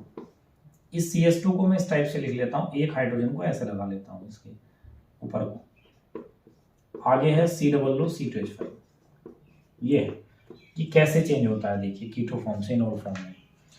देखिए कीटो है, ये एस्टर है, तो इसमें कीटो पर पहले रिएक्शन होता है, माने कीटो मैकेनिज्म के हिसाब से, क्रियाविधि के हिसाब से, तो ये वाला बॉन्ड इस टाइप से टूट जाएगा। क्यों? क्योंकि C और O में O नेगेटिव होता है, C पॉजिटिव होता है, तो इसलिए तीर का मुंह नेगेटिव की तरफ लगाते हैं और पूंछ पॉजिटिव की तरफ। तो अगर ये कार्बन पॉजिटिव है तो इससे जुड़ा कार्बन नेगेटिव हुआ, तो इससे जुड़े हाइड्रोजन पॉजिटिव हुए, तो फिर ये बॉन्ड कैसे टूटेगा? ऐसे। इसलिए मैंने CH2 के एक H को ऊपर की तरफ लगा लिया था। सुन रहे हैं ना? एक बार सुनिए फिर। कीटो में, एस्टर और कीटो में पहले कीटो वाला बॉन्ड टूटेगा, तो कीटो भी कैसे टूटेगा? C और O में O नेगेटिव होता है, C पॉजिटिव होता है, तो ये ऐसे तीर घुमाया तो C पॉजिटिव हुआ, C पॉजिटिव हुआ तो इससे इधर वाला जुड़ा कार्बन नेगेटिव हुआ, इससे जुड़े हाइड्रोजन पॉजिटिव, ये टूटा। तो देखिए डबल बॉन्ड जब टूटेगा तो सिंगल हो जाएगा, और जब सिंगल टूटेगा तो सिंगल से छोटा कोई बॉन्ड होता नहीं, तो वो तो बिल्कुल हाइड्रोजन अलग ही हो जाएगा। तो O माइनस है, H प्लस है, तो जब ये H यहाँ से बिल्कुल अलग हो जाएगा तो ये यहाँ के चिपक जाएगा, माने कुछ ऐसी स्थिति होगी। देखिए मैं यहाँ पर लिख के बता रहा हूँ समझाने के लिए आपको। CH3C, ये बॉन्ड सिंगल होगा, O पर माइनस और C पर प्लस, C प्लस हो गया, O माइनस हो गया, और डबल बॉन्ड कैसा हो गया? सिंगल टूटने की वजह से। आगे ये CH है, अब यहाँ क्या होगा? देखिए जब ये सिंगल बॉन्ड टूटेगा तो बिल्कुल अलग हो जाएगा, तो हाइड्रोजन पर तो प्लस और इस कार्बन पर माइनस, और बीच में मैंने कोई बॉन्ड क्यों नहीं लगाया? क्योंकि सिंगल से छोटा कुछ नहीं होता। आगे गए हम CH के आगे, CO C2H5 जैसा था। तो एक्चुअल में ऐसी कोई चीज बनती नहीं है, ये तो मैं मैकेनिज्म के लिए समझा रहा हूं कि ऐसा हुआ होगा, फिर क्या, लेकिन फाइनली हुआ क्या होगा? देखो फाइनली क्या हुआ होगा भाई, ये जो H हवा में घूम रहा है, हवा में तो घूम नहीं रहा होगा, इस नेगेटिव ने कहा होगा चल मेरे पास आ, तो ये यहाँ गया होगा। माने जब कोई बॉन्ड टूटता है तो प्लस माइनस आ जाते हैं, लेकिन ऐसे ही जब प्लस माइनस गायब करोगे तो बॉन्ड बन जाएगा ना, तो ये वाले माइनस प्लस आपस में खत्म होंगे और एक बॉन्ड बन जाएगा O और H के बीच। ऐसे ही ये वाले प्लस और माइनस खत्म होंगे तो इनके बीच एक बॉन्ड बन जाएगा। तो कुछ इस टाइप की कंडीशन बनेगी। CH3C, O के पास H आ गया ये वाला, तो O का माइनस और H का प्लस हटा के एक बॉन्ड आ गया। ऐसे ये प्लस और माइनस हट जाएंगे तो एक बॉन्ड बन जाएगा, एक पहले से था एक ही आ गया, CH। आगे COO C2H5 जैसे है वैसे ही, क्योंकि देखो एस्टर से कोई छेड़खानी नहीं हुई है, एस्टर तो वैसे ही है जैसा चल रहा है, ये हुआ। तो अब तो देखिए ये तो कीटो फॉर्म है, क्योंकि इसमें कीटो ग्रुप है, कीटो फॉर्म। जबकि आप देखें यहाँ इन है और ये ओल है, तो इसको क्या बोलेंगे? इन प्लस ओल फॉर्म। मिलाएं इन प्लस ओल को तो ये वाला ई हट जाएगा, तो ये हो जाएगा इनोल, इनोल फॉर्म है। तो खुद ही ये समावयवी एक विलयन में रहेगा, तो विलयन में कभी तो वो कीटो फॉर्म में रहेगा, कभी कीटो फॉर्म से सीधे किसमें चेंज होगा? इनोल फॉर्म में, और फिर इनोल फॉर्म से किसमें चेंज होगा? कीटो फॉर्म में। भाई जब कोई बॉन्ड टूटता है तो प्लस माइनस आते हैं, और जब प्लस माइनस हटाते हैं तो बॉन्ड बनता है। बस पहले मैंने तोड़े बॉन्ड, फिर बॉन्ड जोड़े हैं, माने प्लस माइनस गायब करे तो बॉन्ड बन गए। तो इस प्रकार से ये चलावयवता का एग्जाम्पल है। अगर समझ में आ रहा है तो अच्छी बात है, नहीं आ रहा है तो आगे के लेक्चर्स में आपको ऐसी बातें समझ में आएंगी। ये बॉन्ड तोड़ना और जोड़ना अभिक्रियाओं की क्रियाविधि है। वैसे आपने 11th क्लास में होमोलिटिक फिशन और हेटेरोटिक फिशन, माने होमोलिटिक विदलन, समांश विदलन अर्थात हेटेरोटिक फिशन विषमांश विदलन, ये सब पढ़ा होता है, तो वहीं की ये चीजें हैं। लेकिन नहीं समझ में आया तो कोई बात नहीं, आपको नेक्स्ट लेक्चर में ऐसी बहुत सारी चीजें करने को आएंगी तो वहां चीजें समझ में आएंगी। तो इसको भी आप अपनी कॉपी पर नोट कर लीजिए। यहां तक आपके समावयवता में जो 2 प्रकार हैं, संरचनात्मक और त्रिविम, उनमें भी संरचनात्मक के जो 5 प्रकार हैं, श्रृंखला, स्थान, क्रियात्मक समूह, मध्यावयवता और चलावयवता, यहाँ कंप्लीट हो जाते हैं। तो देखिए स्टार्ट करते हैं समावयवता का दूसरा प्रकार जो त्रिविम समावयवता है, जिसे हम स्टीरियो आइसोमेरिज्म कहते हैं। देखिए त्रिविम वर्ड 3 डायमेंशनल को बता रहा है। अब तक हम जो पढ़ रहे थे वो इस टाइप की समावयवता थी कि अणुसूत्र समान थे, संरचना सूत्र अलग थे, माने मोलिकुलर फॉर्मूला ऑर्गेनिक कंपाउंड्स के सेम थे, स्ट्रक्चरल फॉर्मूला डिफरेंट थे, और उन संरचना सूत्र में किस वजह से भिन्नता थी, किस वजह से डिफरेंट आ रहे थे स्ट्रक्चरल फॉर्मूले, वो 5 टाइप थे। उन 5 टाइप को हमने पढ़ा। अब मैं आपके लिए कुछ एग्जाम्पल लिख रहा हूं, उसमें देखिए कंपेयरिंग करके कैसे अंतर आ रहा है। जैसे एक एग्जाम्पल में लिख रहा हूं, ये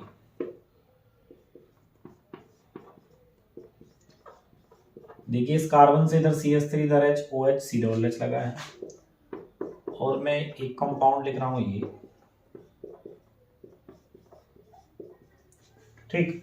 इन दोनों कंपाउंड को अगर आप देख रहे होंगे यौगिकों को, तो आप देखिए इसका अणुसूत्र चेक करते हैं क्या है। तो अणुसूत्र के लिए आप देखिए कितने कार्बन है इसमें, 1 2 3, C3 है, H कितना है 3 और एक 4, एक 5 और एक 6, C3H6। ऑक्सीजन कितना है 2 ये है और एक ये 3, C3H6O3। इसको देखिए इसमें भी देखिए 3 ही कार्बन है, H कितने हैं 3 4 5 6, 6 ही है, O 2 ये है और एक ये है 3।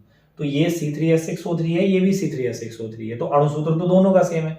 अब यहाँ पर देखेंगे तो स्ट्रक्चर भी सेम है। कैसे? अगर मैं इसका IUPAC नेम लिखूं, अगर दोनों का IUPAC नेम सेम आया तो इसका मतलब स्ट्रक्चर सेम है। तो आप देखिए C+H ग्रुप से ही काउंटिंग करेंगे क्योंकि यही बड़ा है, तो 1 2 3। तो देखिए 2 पर भाई इसके अकॉर्डिंग आपने नंबरिंग किया तो इसका सफिक्स लगेगा ना लग लगेगा। तो आप देखिए OH लगाया तो उसका पूर्व लगना आएगा, प्रीफिक्स आएगा, तो 2 हाइड्रोक्सी और 3 कार्बन को हम बोलते हैं प्रोपेन। ई हटाकर आप लगाएंगे C+H का सफिक्स अनुलग्न, वो होता है ओइक, OIC। तो 1 पर है प्रोपेन 1 ओइक एसिड। और अगर हम इसका IUPAC नेमिंग करें तो यहीं से C+H से काउंटिंग करेंगे 1 2 3, तो 2 हाइड्रोक्सी। देखिए इसमें भी ये हो रहा है 2 हाइड्रोक्सी प्रोपेन 1 ओइक एसिड। तो यहाँ पर दोनों ही कार्बनिक यौगिकों के ऑर्गेनिक कंपाउंड्स के IUPAC नेम सेम आ रहे हैं, तो इसका मतलब इसके संरचना सूत्र भी सेम है, स्ट्रक्चर फॉर्मूले भी सेम है। क्यों? क्योंकि IUPAC नेम तभी सेम आएंगे क्योंकि जो ग्रुप इसमें है वही ग्रुप उसमें है, जिस नंबर पर लगे उसी नंबर पर लगे।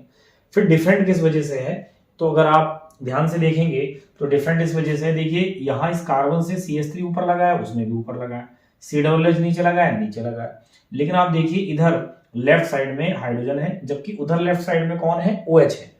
इधर राइट साइड में OH है तो उधर राइट साइड में हाइड्रोजन है। माने इस कार्बन पर लगा तो HOH है, इधर भी इस कार्बन पर HOH लगा है, लेकिन यहाँ H लेफ्ट साइड है तो वहां राइट साइड है, यहाँ OH राइट साइड है तो यहाँ OH लेफ्ट साइड है।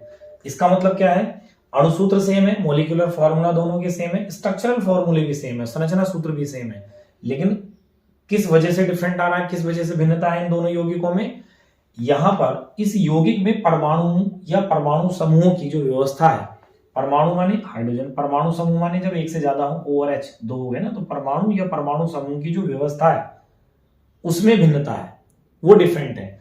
इसमें जो चीज दाईं ओर है उसमें बाईं ओर है, जो बाईं ओर है उसमें दाईं ओर है, तो व्यवस्था अरेंजमेंट। अब ये अरेंजमेंट भी त्रिविम टाइप का है, 3 डायमेंशनल है। ये OH अभी तो आपको चपटी आकृति लग रही है, 2D लग रही है, लेकिन ये OH सामने को भी हो सकता है। जैसे इसमें OH मान लीजिए लेफ्ट साइड है, इसमें OH राइट साइड है, तो हो सकता है ये OH सामने को, उसमें OH पीछे को। तो इसलिए हम कह रहे हैं इस प्रकार की समावयवता में जो त्रिविम बढ़ रहा है, इसका मतलब है कि यौगिकों में परमाणु या परमाणु समूह की जो आकाशीय व्यवस्था है, जो त्रिविमीय व्यवस्था, आकाशीय वर्ड क्यों आ रहा है, क्योंकि जो हमारा आकाश है, जो स्पेस है, वो 3 डायमेंशनल होता है ना, त्रिविमीय व्यवस्था होती है। तो इसलिए हम कह रहे हैं कि जब 2 या 2 से अधिक कार्बनिक यौगिकों के अणुसूत्र समान होते हैं, संरचना सूत्र भी समान होते हैं, माने अणुसूत्र भी सेम है, संरचना सूत्र भी सेम है, तभी तो IUPAC नेम सेम आ रहा है, तभी तो संरचना सूत्र सेम है। तो जब 2 या 2 से अधिक कार्बनिक यौगिकों के अणुसूत्र व संरचना सूत्र दोनों समान होते हैं, परंतु इस बार उन यौगिकों में परमाणु या परमाणु समूहों की व्यवस्था, त्रिविमीय व्यवस्था, 3 डायमेंशनल अरेंजमेंट डिफरेंट होता है। त्रिविमीय व्यवस्था अलग अलग होती है, तब इस प्रकार की समावयवता को हम त्रिविमीय समावयवता या स्टीरियो आइसोमेरिज्म बोलते हैं। जबकि संरचनात्मक में क्या था, जो समावयवता का पहला प्रकार था, वहां अणुसूत्र तो समान होते थे परंतु संरचना सूत्र अलग होते थे, स्ट्रक्चर अलग होते थे। स्ट्रक्चर श्रृंखला चैन की वजह से अलग हो सकते थे, क्रियात्मक समूह के फंक्शनल ग्रुप की पोजीशन अलग अलग हो सकती थी, या फंक्शनल ग्रुप ही अलग हो सकते थे, या आपने देखा फंक्शनल ग्रुप से जुड़े एल्काइल डिफरेंट हो सकते थे। लेकिन यहां पर क्या है, अणुसूत्र संरचना सूत्र दोनों सेम है, मॉलिक्यूलर फॉर्मूला स्ट्रक्चर फॉर्मूला दोनों सेम है, लेकिन कंपाउंड्स में, उन ऑर्गेनिक कंपाउंड्स में, उन कार्बनिक यौगिकों में परमाणु या परमाणु समूह की जो 3D अरेंजमेंट है, जो त्रिविमीय व्यवस्था है, उसमें अलग अलग है। क्योंकि हम आईयूपीएसी में ऐसा तो कहते नहीं 2 हाइड्रोक्सी दाईं ओर प्रोपेनोइक एसिड, 2 हाइड्रोक्सी बाईं ओर प्रोपेनोइक एसिड, ऐसा तो बोलते नहीं आईयूपीएसी में कि आपको अरेंजमेंट भी बताना हो, बस आप नंबर पर बता देते हैं कौन ग्रुप लगा है, तभी तो आईयूपीएसी नेम सेम आया, इसका मतलब संरचना सूत्र सेम है। तो इसलिए एक बार देखिए, मैंने आपके लिए जो डेफिनेशन लिखी है उसको देखिए। जब 2 या 2 से अधिक कार्बनिक यौगिकों के अणुसूत्र व संरचना सूत्र माने मॉलिक्यूलर फॉर्मूला और स्ट्रक्चर फॉर्मूला दोनों सेम हो, समान होते हैं, परंतु उन यौगिकों में, अर्थात जिनमें आप डिफरेंट देख रहे हैं, उन यौगिकों में परमाणुओं की आकाशीय या त्रिविम माने 3 डायमेंशनल अरेंजमेंट व्यवस्था भिन्न भिन्न होती है, त्रिविम समावयवता कहलाती है। माने when 2 or more than 2 organic compounds have same molecular and structural formula but have different spatial arrangement, या but have 3D different 3D arrangements in those organic compounds is called stereoisomerism, या उसे हम त्रिविम समावयवता कहते हैं। तो इस बार संरचना सूत्र भी सेम होगा, लेकिन उन संरचना सूत्रों में परमाणु या परमाणु समूह का जो त्रिविमीय व्यवस्था है, जो आकाशीय व्यवस्था है, वो भिन्न होगी। आकाश वर्ड का मतलब यहाँ लगाने का मतलब है कि कहीं किसी भी डिग्री पर OH हो सकता है इसमें, उससे दूसरी डिग्री पर OH होगा। माने ये व्यवस्था जो 2D आपको लग रही है, ये 3D होगी। माने OH सामने हो सकता है, उसमें OH पीछे हो सकता है, इसमें H सामने हो सकता है, उसमें H पीछे हो सकता है। इस टाइप से ये त्रिविम समावयवता होती है। इसके 2 प्रकार हैं, एक ज्यामितीय जिसे हम ज्योमेट्रिकल कहते हैं, और एक प्रकाशिक जिसे हम ऑप्टिकल आइसोमेरिज्म कहते हैं। एक्चुअल में ऑप्टिकल आइसोमेरिज्म का ही एग्जांपल है, तो मैं आपको पढ़ाऊंगा अभी, तो उसमें आपको समझ आएगी। तो आप इसको अपनी कॉपी पर बहुत अच्छे तरीके से नोट कर लीजिए। इसके बाद हम त्रिविम समावयवता का जो पहला प्रकार है, ज्यामितीय समावयवता, ज्योमेट्रिकल आइसोमेरिज्म, उसकी बात करेंगे। तो देखिए, स्टार्ट कर रहे हैं हम ज्यामितीय समावयवता, जिसे ज्योमेट्रिकल आइसोमेरिज्म कहते हैं। मैं पहले आपको एक एग्जाम्पल की सहायता से इसको समझाता हूं। देखिए, अगर हम एग्जाम्पल की बात करें तो पहली बात तो ये है कि जो ज्यामितीय समावयवता होती है वो एल्कीनों में मुख्यतः पाई जाती है, जिनमें डबल बॉन्ड होता है। तो कैसे, यहां पर मैंने ये डबल बॉन्ड लगाया, यहां लिखा है CH3 और ये H, ये CH3 और ये H। और अगर ऐसा ही एग्जाम्पल में एक और लिखूं कि यहां पर तो CH3 है, H है, लेकिन इस बार यहां पर H और CH3 हो गया, ये बॉन्ड ही लगा है, सिंगल बॉन्ड। अब इसको ऐसे मत समझना है चोंच क्यों मिला रखी है, इससे कुछ नहीं है, वो सिंगल बॉन्ड ही है, ऐसे करके लिख दिया है, बाकी कुछ नहीं है। तो यहाँ पर कार्बन की वैलेंसी देखिए 2 1 3 और 1 4, ऐसी इस कार्बन की 2 और 1 3 और 1 4, ऐसी वहां पर है।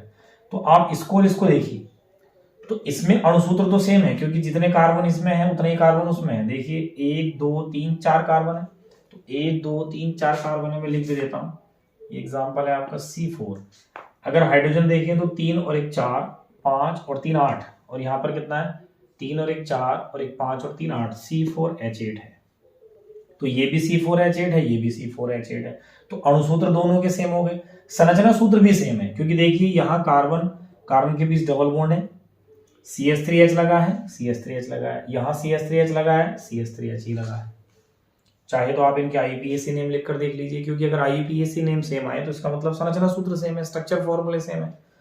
तो देखिए, इसका IUPAC नेम लिखे तो कुछ बच्चे काउंटिंग कैसे कर लेंगे, 1 2। अरे भाई, किसी सिरे से करोगे ना, सिरा यहाँ पर है, तो 1 2 3 4, इधर से भी आते तो 1 2 2 पर ही आता डबल बॉन्ड ना, डबल बॉन्ड को प्रेफरेंस दिया हमने इसमें। सेम यहाँ पर भी देखिए 1 2 3 4, तो इसका नेम क्या हो रहा है, 4 कार्बन को ब्यूट बोलते हैं। डबल बॉन्ड 2 3 के बीच में, तो 2 पर पहले आया होगा तो ब्यूट 2, और डबल बॉन्ड का जो अनुलग्न होता है सफिक्स, वो इन होता है, तो ब्यूट 2 इन। और ये भी क्या है, ये भी भाई ब्यूट 2 इन ही है। ठीक है ना, काउंटिंग जरा ध्यान रखिए, नहीं कि 1 2 करके बैठ गए और 1 मिथाइल कह रहे हैं और 2 मिथाइल कह रहे हैं। तो 1 और लास्ट में कभी मिथाइल होता नहीं, वही उन कार्बन को नंबर दिए जा सकते हैं। मिथाइल तो वही बनता है जो छूटता है, ठीक है ना। तो IUPAC नेम मैंने आपको बहुत ठीक से पढ़ाया और समझाया है। फिलहाल चलिए अपने एग्जाम्पल को समझते हैं। तो यहां पर देखिए इन दोनों ऑर्गेनिक कंपाउंड्स के कार्बनिक यौगिकों के अणुसूत्र सेम है, माने मॉलिक्यूलर फॉर्मूला सेम है, जितनी चीजें इसमें उतनी चीजें उसमें है। संरचना सूत्र भी सेम है क्योंकि स्ट्रक्चर फॉर्मूले भी सेम है, क्योंकि IUPAC नेम दोनों के सेम आए हैं, माने जिस नंबर पर जो चीज है और जो ग्रुप है वो दोनों में एक जैसा ही है। फिर डिफरेंट क्या है, आप देखेंगे इस कार्बन से इधर CH3 इधर H, इस वाले कार्बन से इधर CH3 इधर H, माने CH3 के सामने CH3 है और H के सामने H है। यहां पर देखिए तो कार्बन के बीच डबल बॉन्ड, ये यहां CH3 है तो CH3 के सामने H है और H के सामने CH3 है तो वही चीज है, लेकिन अरेंजमेंट अलग हो गया है। अरेंजमेंट CH3 के सामने CH3, H के सामने H, यहाँ CH3 के सामने H और H के सामने CH3, माने यहाँ सेम ग्रुप सेम साइड, यहाँ सेम ग्रुप डिफरेंट साइड हो गए। तो पहली बात तो ये जो ज्यामितीय समावयवता है, ज्योमेट्रिकल आइसोमेरिज्म है, ये त्रिविम समावयवता का उदाहरण क्यों है? क्योंकि अणुसूत्र संरचना सूत्र दोनों same, molecular formula structure formula दोनों सेम। क्योंकि त्रिविम समावयवता माने स्टीरियो आइसोमेरिज्म की डेफिनेशन ही ये है कि जब दो या दो से अधिक कार्बनिक यौगिकों के अणुसूत्र संरचना सूत्र दोनों समान हो, मॉलिक्यूलर फॉर्मूला स्ट्रक्चर फॉर्मूला दोनों सेम हो, लेकिन अरेंजमेंट अलग होना चाहिए। ठीक, तो उससे भी तो ये त्रिविम समावयवता कहलाएगी, स्टीरियो आइसोमेरिज्म, और ये उसका प्रकार है ज्यामितीय, तो इसमें भी ऐसा ही होना चाहिए। फिर इन दोनों में डिफरेंट हुआ किस वजह से? देखिए होता क्या है, ये एल्कीनों में पाई जाती है। पहली बात तो इसमें क्या होता है, जो डबल बॉन्ड का लिमिटिंग पोलराइजेशन करा देते हैं, डबल बॉन्ड को सीमित घूर्णन करा देते हैं, माने जैसे डबल बॉन्ड को घुमा दिया, तो घुमाने के बाद अगर सेम ग्रुप सेम साइड आ जाए तो इसे कहते हैं समपक्ष ज्यामितीय समावयवता है, जिसे इंग्लिश में सिंस फॉर्म बोलते हैं। तो वैसे तो इसे बोल रहा है समपक्ष रूप, इंग्लिश में बोलते हैं सिस फॉर्म, सिस फॉर्म। ठीक, और यदि डबल बॉन्ड के सीमित घूर्णन के बाद, माने डबल बॉन्ड का लिमिटिंग पोलराइजेशन हो और समान group same group opposite side आ जाए, तो देखिए यहां पर सेम ग्रुप अपोजिट साइड चले गए ना, तो तब इसको बोलते हैं विपक्ष रूप, जिसे हम ट्रांसफॉर्म भी बोलते हैं। ये रहा ट्रांसफॉर्म। तो समपक्ष रूप ज्यामितीय समावयवता माने सिस फॉर्म ज्योमेट्रिकल आइसोमेरिज्म, और इसे बोलेंगे ट्रांसफॉर्म ज्योमेट्रिकल आइसोमेरिज्म। तो एक बार ठीक से आपको सिस्टमैटिक बताता हूं ज्यामितीय समावयवता क्या है, ज्योमेट्रिकल आइसोमेरिज्म के बारे में। जब दो या दो से अधिक कार्बनिक यौगिकों की अणुसूत्र व संरचना सूत्र दोनों समान होते हैं, परंतु उन द्विबंध के सीमित घूर्णन के पश्चात यदि समान समूह समान दिशा में आ जाए तब इसे समपक्ष ज्यामितीय समावयवता, तथा द्विबंध के सीमित घूर्णन के पश्चात यदि समान समूह विपरीत दिशा में आते हैं तब इसे विपक्ष ज्यामितीय समावयवता कहते हैं।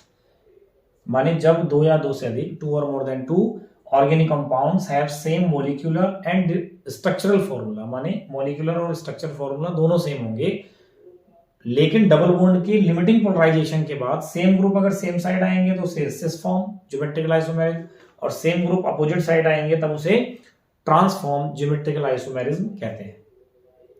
ठीक, तो देखिए मैंने क्या लिखा आपके लिए, यह समावयवता मुख्यतः एल्कीन में पाई जाती है तथा द्विबंध की सीमित घूर्णन से उत्पन्न होती है, माने डबल बॉन्ड का लिमिटिंग पोलराइजेशन होना चाहिए, डबल बॉन्ड का सीमित घूर्णन कराना है आपने। यदि द्विबंध के सीमित घूर्णन के पश्चात समान समूह समान दिशा में आए, जैसे यहां पर आ रहे हैं, तब इसे समपक्ष ज्यामितीय समावयवता, तथा समान समूह अगर विपरीत दिशा में आए, अपोजिट साइड आए, तब इसे विपक्ष ज्यामितीय समावयवता कहते हैं। तो ये मैंने आपको एग्जांपल से समझा दिया, इसको भी आप अपनी कॉपी पर नोट कर लीजिए। ये त्रिविम समावयवता माने स्टीरियो आइसोमेरिज्म का पहला टाइप कंप्लीट हो जाता है। इसके बाद हम दूसरे टाइप ऑप्टिकल आइसोमेरिज्म, जिसे हम प्रकाशिक समावयवता कहते हैं, उसकी बात करेंगे।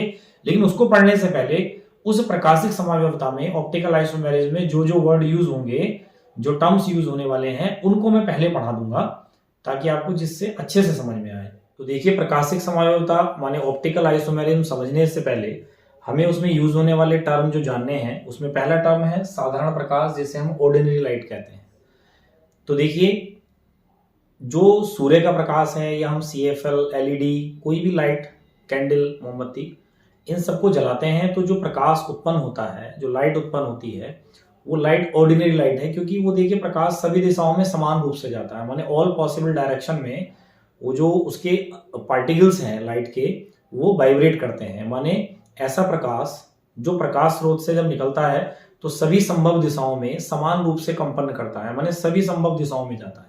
आपने देखा होगा जब सूर्य निकलता है तो आसपास जहां तक आप देख पा रहे हैं तो सब जगह प्रकाश समान रूप से जाता है। कहीं ऐसा तो नहीं होता कि आपके घर ज्यादा आ रहा हो, किसी दूसरे के घर कम आ रहा हो, और सेम टाइम पर पहुंच रहा है।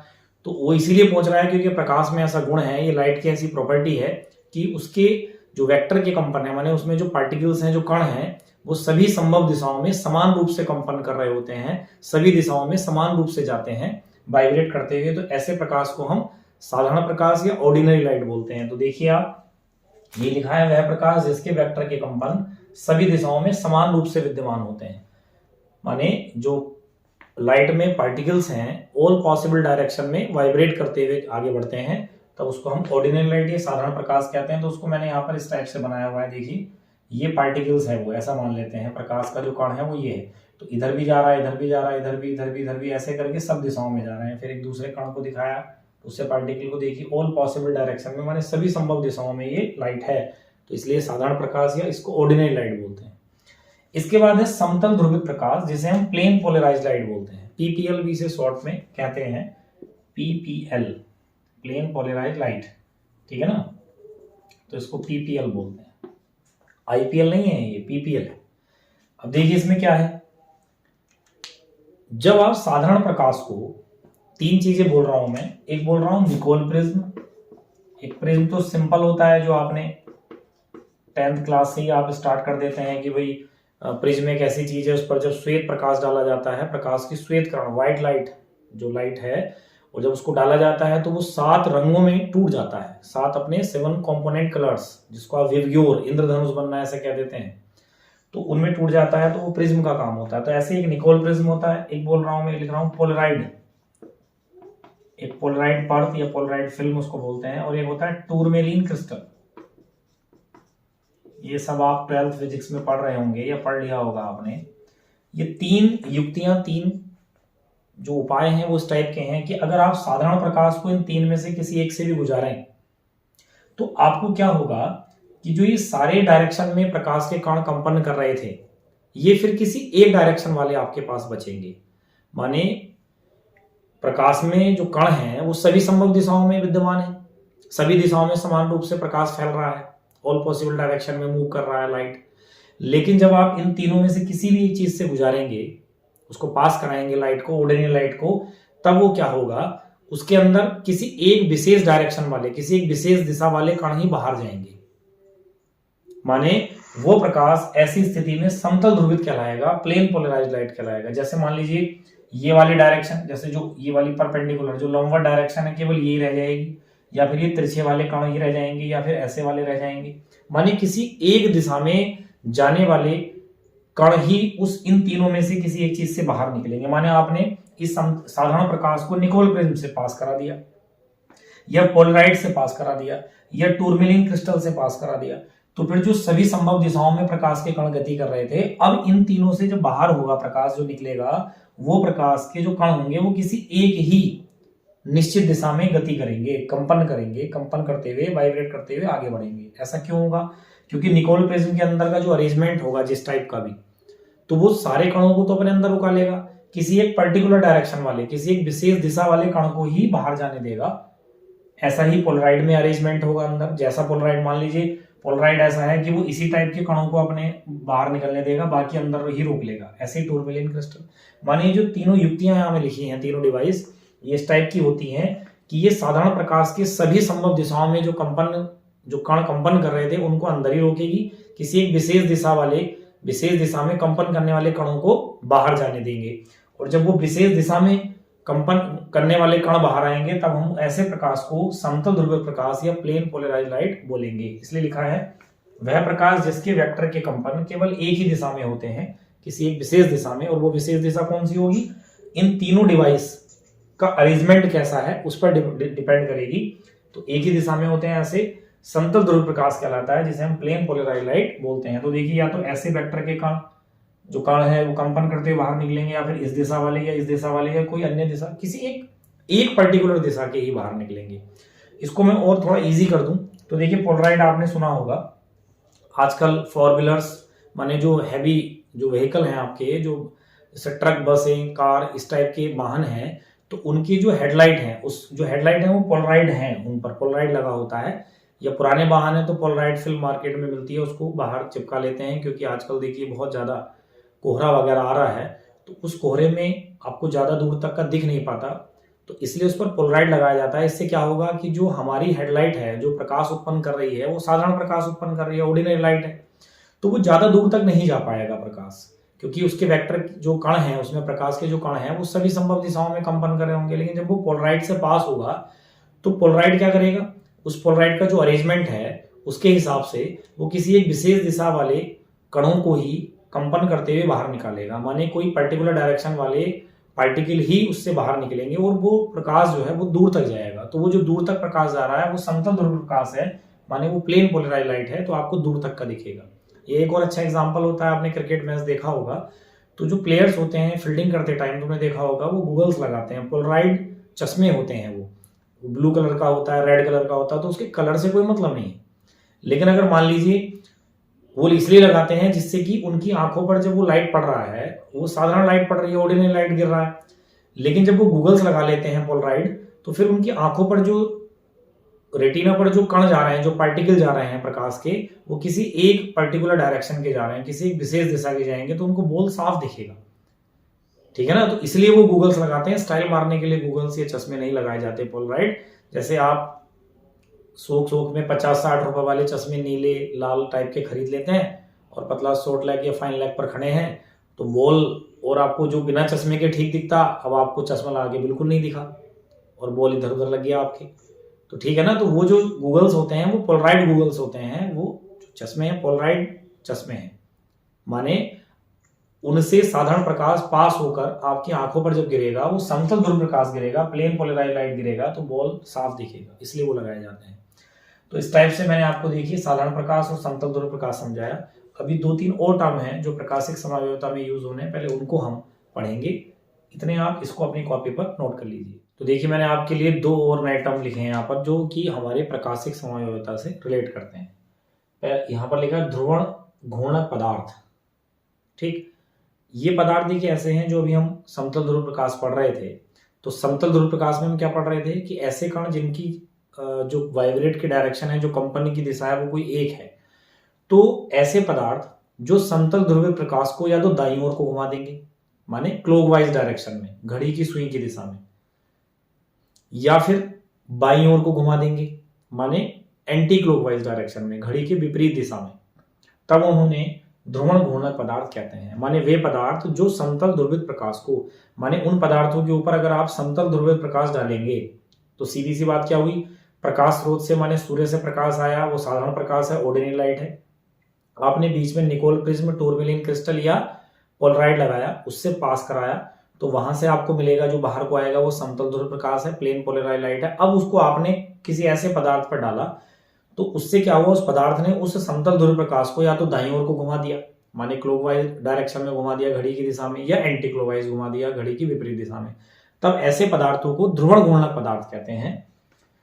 जो पदार्थ समतल ध्रुव प्रकाश को दाईं ओर घुमा देंगे उन्हें हम इंग्लिश में बोलते हैं डेक्स्ट्रो रोटेटरी, तो इसलिए उनको डी से, चूंकि घड़ी की सुई की दिशा है इसलिए प्लस से, तो या तो डी या प्लस से प्रदर्शित करते हैं, रिप्रेजेंट करते हैं। और वे पदार्थ जो समतल ध्रुव प्रकाश को माने प्लेन पोलराइज लाइट को बाईं ओर घुमा देंगे माने एंटी क्लॉकवाइज घुमा देंगे, उन्हें हम लीवो रोटेटरी बोलते हैं, इसलिए उनको स्मॉल एल, और चूंकि घड़ी की विपरीत दिशा है इसलिए नेगेटिव, तो एल या नेगेटिव से प्रदर्शित करते हैं। तो यही मैंने देख लिए लिखा है, वे पदार्थ जो समतल ध्रुवीय प्रकाश को दाईं ओर या बाईं ओर घुमा देते हैं उन्हें हम ध्रुवण घूर्णक पदार्थ कहते हैं, कि माने समतल ध्रुव प्रकाश को घुमाने वाले पदार्थ कहते हैं। माने ऐसे सबस्टेंस जो प्लेन पोलराइज लाइट को राइट टू लेफ्ट या लेफ्ट टू राइट रोटेट कर देंगे उन्हें हम ध्रुवण घूर्णक पदार्थ कहेंगे। उनमें भी जो दाईं ओर को घुमा देंगे उन्हें हम डेक्स्ट्रो रोटेटरी माने दक्षिण ध्रुवण घूर्णक पदार्थ कहेंगे, डी या प्लस से प्रदर्शित करेंगे।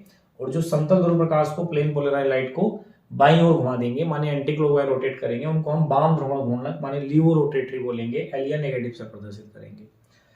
अब इनमें ऐसी क्वालिटी क्यों होती है इन पदार्थों में घुमाने की, तो उसके लिए लिखा है हेडिंग असममित कार्बन परमाणु, जिसे हम एसाइमेट्रिक कार्बन एटम भी कहते हैं, इसे हम कायरल कार्बन भी बोलते हैं, जो कि आपका हेलोरीन जब मैं पढ़ाऊंगा, आप इस साल का जो पहला चैप्टर है वहां बताऊंगा कायरल कार्बन एटम।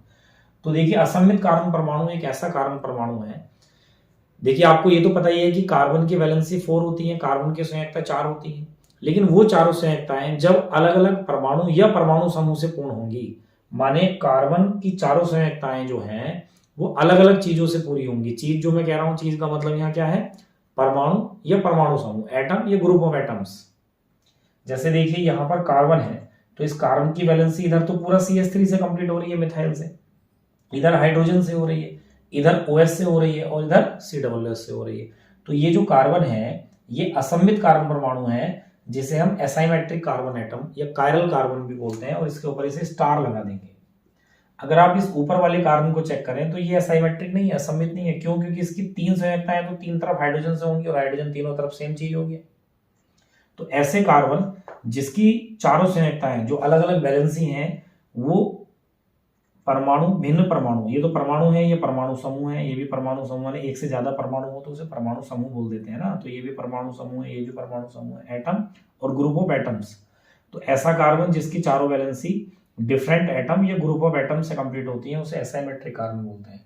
इसे स्टार लगाकर आप रिप्रेजेंट करते हैं।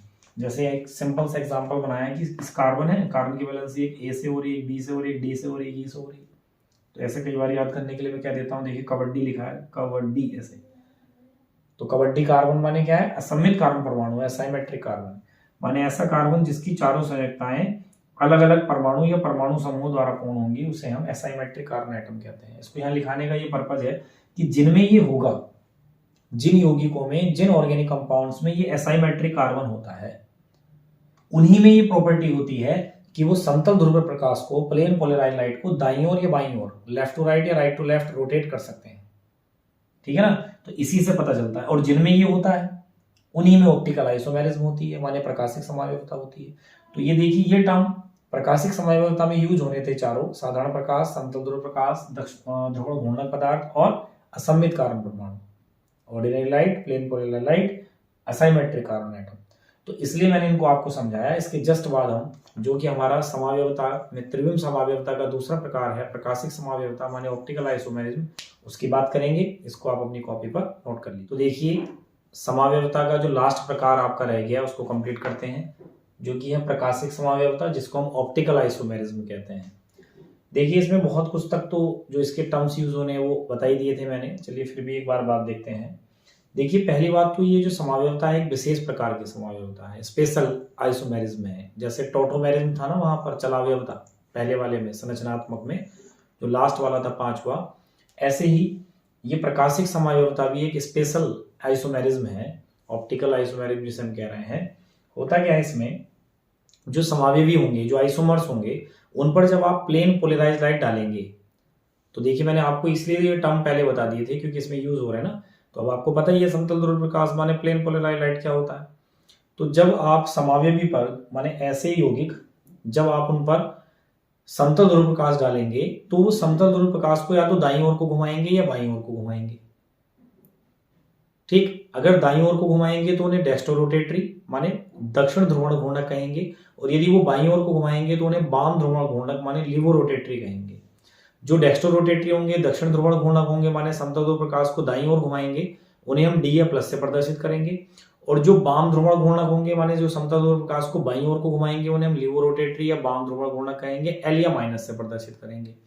इसका पता हम ऐसे करेंगे, देखिए जैसे ये एग्जांपल मैंने लिखा है, जो कि पहले आपको जब मैं त्रिविम समावयवता माने स्टीरियो आइसोमेरिज्म बता रहा था तब यही एग्जांपल मैंने लिखा था। वैसे तो ये लैक्टिक एसिड है, माने इसका जो नेम है वो लैक्टिक एसिड है, लैक्टिक अम्ल। ये भी देखिए लैक्टिक एसिड ही है, क्योंकि अगर आप ध्यान से देखें तो मैंने पहले भी कहा था इसका अणुसूत्र और इसका अणुसूत्र सेम है, माने दोनों की मॉलिक्यूलर फॉर्मूले सेम है, स्ट्रक्चर फॉर्मूले भी सेम है, क्योंकि इनका जो IUPAC नेम हमने लिखा था सेम ही आया था। यहाँ मैंने कॉमन नेम लिखा है लैक्टिक एसिड, लैक्टिक एसिड। इनमें डिफरेंट यही है कि इसमें H अगर लेफ्ट साइड है तो उसमें राइट साइड है, इसमें OH अगर राइट साइड है तो इसमें लेफ्ट साइड है। ठीक, और असममित कार्बन परमाणु है। क्यों? क्योंकि देखिए ऐसा कार्बन है जिसकी चारों वैलेंसी अलग अलग चीजों से पूरी हो रही है, अलग अलग एटम या ग्रुप ऑफ एटम्स, अलग अलग परमाणु या परमाणु समूह से पूरी हो रही है। इसमें भी देखिए ऐसा है, तो इसलिए मैंने इस कार्बन पर स्टार लगाया, इस कार्बन पर स्टार लगाया।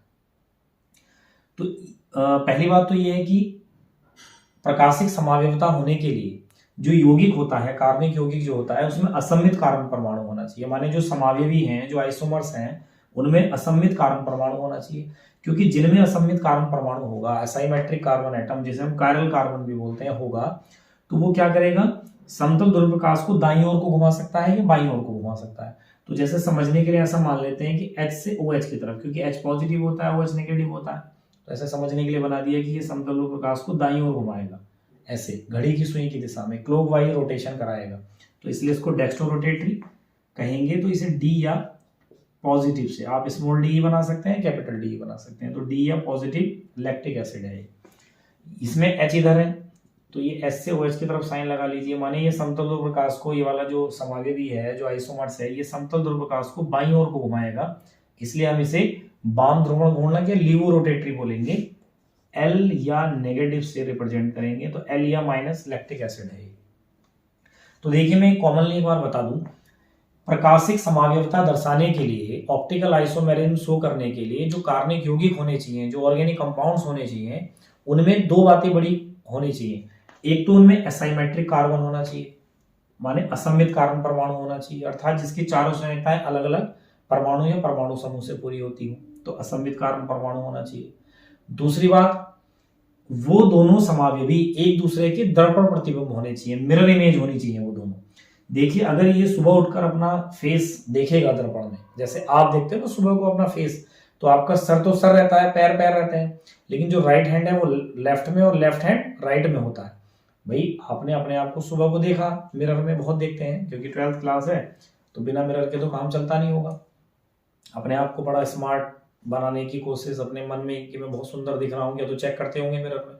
तो मिरर में जब अपने आप को चेक करते होंगे तो सर सर की जगह है, पैर पैर की जगह है, लेकिन उसमें दर्पण में जो आप दिखते हैं, उस दर्पण में आपका राइट हैंड लेफ्ट है और लेफ्ट हैंड राइट है। माने मिरर इमेज उन यौगिकों को होना चाहिए जैसे आपकी मिरर इमेज है। ऐसे ही अगर इस कार्बनिक यौगिक को, माने लैक्टिक एसिड को, ये दर्पण लगा है, दर्पण में अगर ये देखे तो सर सर रहेगा, माने CH3 रहेगा, C⋅H रहेगा, ये चीज उधर हो जाएगी और ये चीज इधर हो जाएगी। ऐसा ही हुआ है। तो दो बातें क्या होनी चाहिए प्रकाशिक समावयवता दर्शाने के लिए, ऑप्टिकल आइसोमेरिज्म दर्शाने के लिए, कि उस यौगिक को में का असममित कार्बन परमाणु होना चाहिए, असाइमेट्रिक कार्बन होना चाहिए, साथ ही वो दोनों समावयवी एक दूसरे की मिरर इमेज होने चाहिए, दर्पण प्रतिबिंब होने चाहिए। ठीक, इसीलिए अगर मैं इसको उठाकर इसके ऊपर रखूं, देखिए मिरर इमेज का मतलब ये हो गया ना, जैसे आपके हाथ है, तो ये वाला जो हाथ है, इस वाले हाथ के लिए मिरर है, मिरर इमेज है। माने अगर ये अपना दर्पण में देखें हम इसको, तो ऐसा कुछ इमेज बनेगा। तो अगर इनको ऐसे मिलाएं तो उसको कहते हैं आरोपित होना। तो जो मिरर इमेज है वो आरोपित तो हो जाएंगी इस टाइप से, अंगूठे के नीचे अंगूठा रहा है, जो उंगली है वो ये उसके नीचे आ रही है। लेकिन अगर मान लीजिए अध्यारोपित, सुपर पोजिशन जिसे कहते हैं, ऐसे करें तो मिरर इमेज कभी भी अध्यारोपित नहीं होंगी। माने अंगूठे के नीचे देखिए, इस कंडीशन में अंगूठा नहीं आएगा, जो उंगली है उस उंगली के नीचे नहीं आएगी। अगर किसी के आ रहे हैं चेक करके देख लेना, तो फिर आप सिंपल ह्यूमन तो है नहीं, फिर तो कुछ और ही होंगे आप। तो यही मैं कहना चाह रहा हूं कि अगर आप इसको ऐसे मिलाएं तो H के नीचे H आ जाएगा, OH के नीचे OH, CH3 के नीचे CH3, C⋅H के नीचे C⋅H, तो ऐसे तो आ जाएगा। लेकिन इसको उठाकर मैं इसके ऊपर रखूं तो OH के नीचे H आएगा, H के नीचे OH आएगा। तो ऐसा ही होता है मिरर इमेज में। तो ऐसा कंडीशन बनना चाहिए, तभी तो एक साधारण प्रकाश को दाईं ओर घुमाएगा, समतल ध्रुव प्रकाश को PPL प्लेन पोलर लाइट को दाईं ओर घुमाएगा, क्लॉकवाइज रोटेशन कराएगा, और दूसरा वाला एंटी क्लॉकवाइज रोटेशन कराएगा PPL को, प्लेन पोलर लाइट माने समतल ध्रुव प्रकाश को बाईं ओर को घुमाएगा। तो जो दाईं ओर को घुमाएगा उसे डेक्स्ट्रो रोटेटरी D या प्लस से प्रदर्शित करेंगे, जो बाईं ओर घुमाएगा उसे लीवो रोटेटरी L या नेगेटिव से प्रदर्शित करेंगे, और उन दोनों में इस टाइप से अंतर आप कर पाएंगे। तो देखिए यही सब यहाँ पर लिखा है। यह समावयवता इस प्रकार के कार्बनिक यौगिकों में पाई जाती है जिनमें असममित कार्बन परमाणु उपस्थित होता है। माने ऑप्टिकल आइसोमेरिज्म इसी टाइप के ऑर्गेनिक कंपाउंड्स में होगी जिनमें असाइमेट्रिक कार्बन होता है। फिर लिखा है इस समावयवता में समावयवी समतल ध्रुव प्रकाश को दाईं ओर या बाईं ओर घुमा देते हैं। माने जो आइसोमर्स होते हैं, ऑप्टिकल आइसोमर्स जो होते हैं, वो प्लेन पोलर लाइट को लेफ्ट टू राइट या राइट टू लेफ्ट रोटेट करा देते हैं। जो दाईं ओर घुमा देते हैं उन्हें हम दक्षिण ध्रुवण घूर्णक माने डेक्स्ट्रो रोटेटरी कहते हैं, और जो D या प्लस से प्रदर्शित करते हैं। और जो समावयवी, जो आइसोमर्स समतल ध्रुव प्रकाश को माने प्लेन पोलर लाइट को बाईं ओर घुमा देते हैं, माने एंटी क्लॉकवाइज घुमा देते हैं, लेफ्ट में घुमा देते हैं, उन्हें हम वाम ध्रुवण घूर्णक या लीवो रोटेटरी कहते हैं, L या नेगेटिव से प्रदर्शित करते हैं। तो जैसे एग्जांपल में लैक्टिक एसिड, ये भी है लैक्टिक है, लेकिन ये क्लॉकवाइज रोटेशन में समतल ध्रुव प्रकाश को घुमा देगा, ये बाईं ओर को घुमा देगा समतल ध्रुव प्रकाश को, प्लेन पोलर लाइट को, इसलिए L या नेगेटिव से, इसको D या पॉजिटिव से। ठीक, तो इस प्रकार से ये प्रकाशिक समावयवता का टॉपिक भी कंप्लीट हो जाता है, माने समावयवता आइसोमेरिज्म का टॉपिक कंप्लीट हो जाता है। तो इस महत्वपूर्ण लेक्चर में हमने एरोमेटिक कंपाउंड्स में जो डायरेक्टिव इन्फ्लुएंस होता है एरोमेटिक यौगिकों में, जो ऑर्थो पैरा निदेशक या मेटा निदेशक जो होते हैं वो पढ़ा। साथ में उस ऑर्थो पैरा मेटा पोजीशन के अकॉर्डिंग जो नेमिंग होती है एरोमेटिक कंपाउंड्स की, एरोमेटिक यौगिकों की, उसको पढ़ा। और एक बड़ा इंपॉर्टेंट टॉपिक समावयवता और उसके प्रकार हमने इसमें पढ़े हैं, आइसोमेरिज्म एंड इट्स टाइप्स। तो यहाँ पर ये लेक्चर कंप्लीट हो जाता है। देखिए इस महत्वपूर्ण लेक्चर का जो यूज है वो कितना ज्यादा एनसीईआरटी एक्सरसाइज के क्वेश्चन में होगा वो आप तब देखना है। तो ये 11th के टॉपिक थे सारे, लेकिन ये 12th में बहुत ज्यादा यूज होंगे। देखिए नेक्स्ट लेक्चर में बहुत बार स्टूडेंट्स के कमेंट्स भी आ रहे हैं, मुझे फोन कॉल करके भी पूछ रहे हैं, और वैसे भी बात होती है कि उनको रिएक्शंस में जो प्रॉब्लम आती है कि रिएक्शन हमें याद नहीं होती, हम कैसे लिखें रिएक्शन को। तो नेक्स्ट लेक्चर से हमारी रिएक्शन स्टार्ट होने वाली है, थ्योरेटिकल पोर्शन अब कम हो जाएगा, ओनली रिएक्शन की बात होगी। तो मैं देखिए अभी आपको 12th का जो पहला चैप्टर है हेलो एल्केन हेलो एरीन से पहले जो 11th में आपने एल्केन, एल्कीन, एल्काइन और बेंजीन जो आपने पढ़ा है, तो हम उसको पहले पढ़ेंगे, फिर हम हेलो एल्केन हेलो एरीन पर पहुंचेंगे। तो मैं हेलो एल्केन हेलो एरीन से पहले 2 लेक्चर आएंगे, उन 2 लेक्चर में हम कवर करेंगे एल्केन, एल्कीन, एल्काइन और बेंजीन को। तो जो नेक्स्ट लेक्चर आएगा बड़ा ही इंपॉर्टेंट है, और ट्रिक्स के माध्यम से मैं आपको कार्बनिक अभिक्रियाएं माने जो ऑर्गेनिक रिएक्शंस उनको बताऊंगा। एक भी रिएक्शन आपको याद नहीं करना, कोई रट्टा लगाने की जरूरत नहीं है। तो आप चैनल पर लगातार बने रहिए, जो भी आपको ट्रिक्स में बताऊंगा उसको आप अपनी कॉपी पर नोट करते जाएं, जैसा जैसा पढ़ने के लिए कहूंगा वैसा पढ़ते जाएं। तो हम नेक्स्ट लेक्चर में एल्केन को पढ़ने वाले हैं। तब तक जितना भी मैंने इस चैनल पर आपके लिए लेक्चर्स अपलोड किए हैं उनको आप रिवाइज करते रहिए, अपने नोट्स प्रॉपर बनाते रहिए। तो मिलते हैं नेक्स्ट लेक्चर में एल्केन को लेकर बहुत अच्छी ट्रिक्स के साथ कार्बनिक रिएक्शन को हम पढ़ेंगे।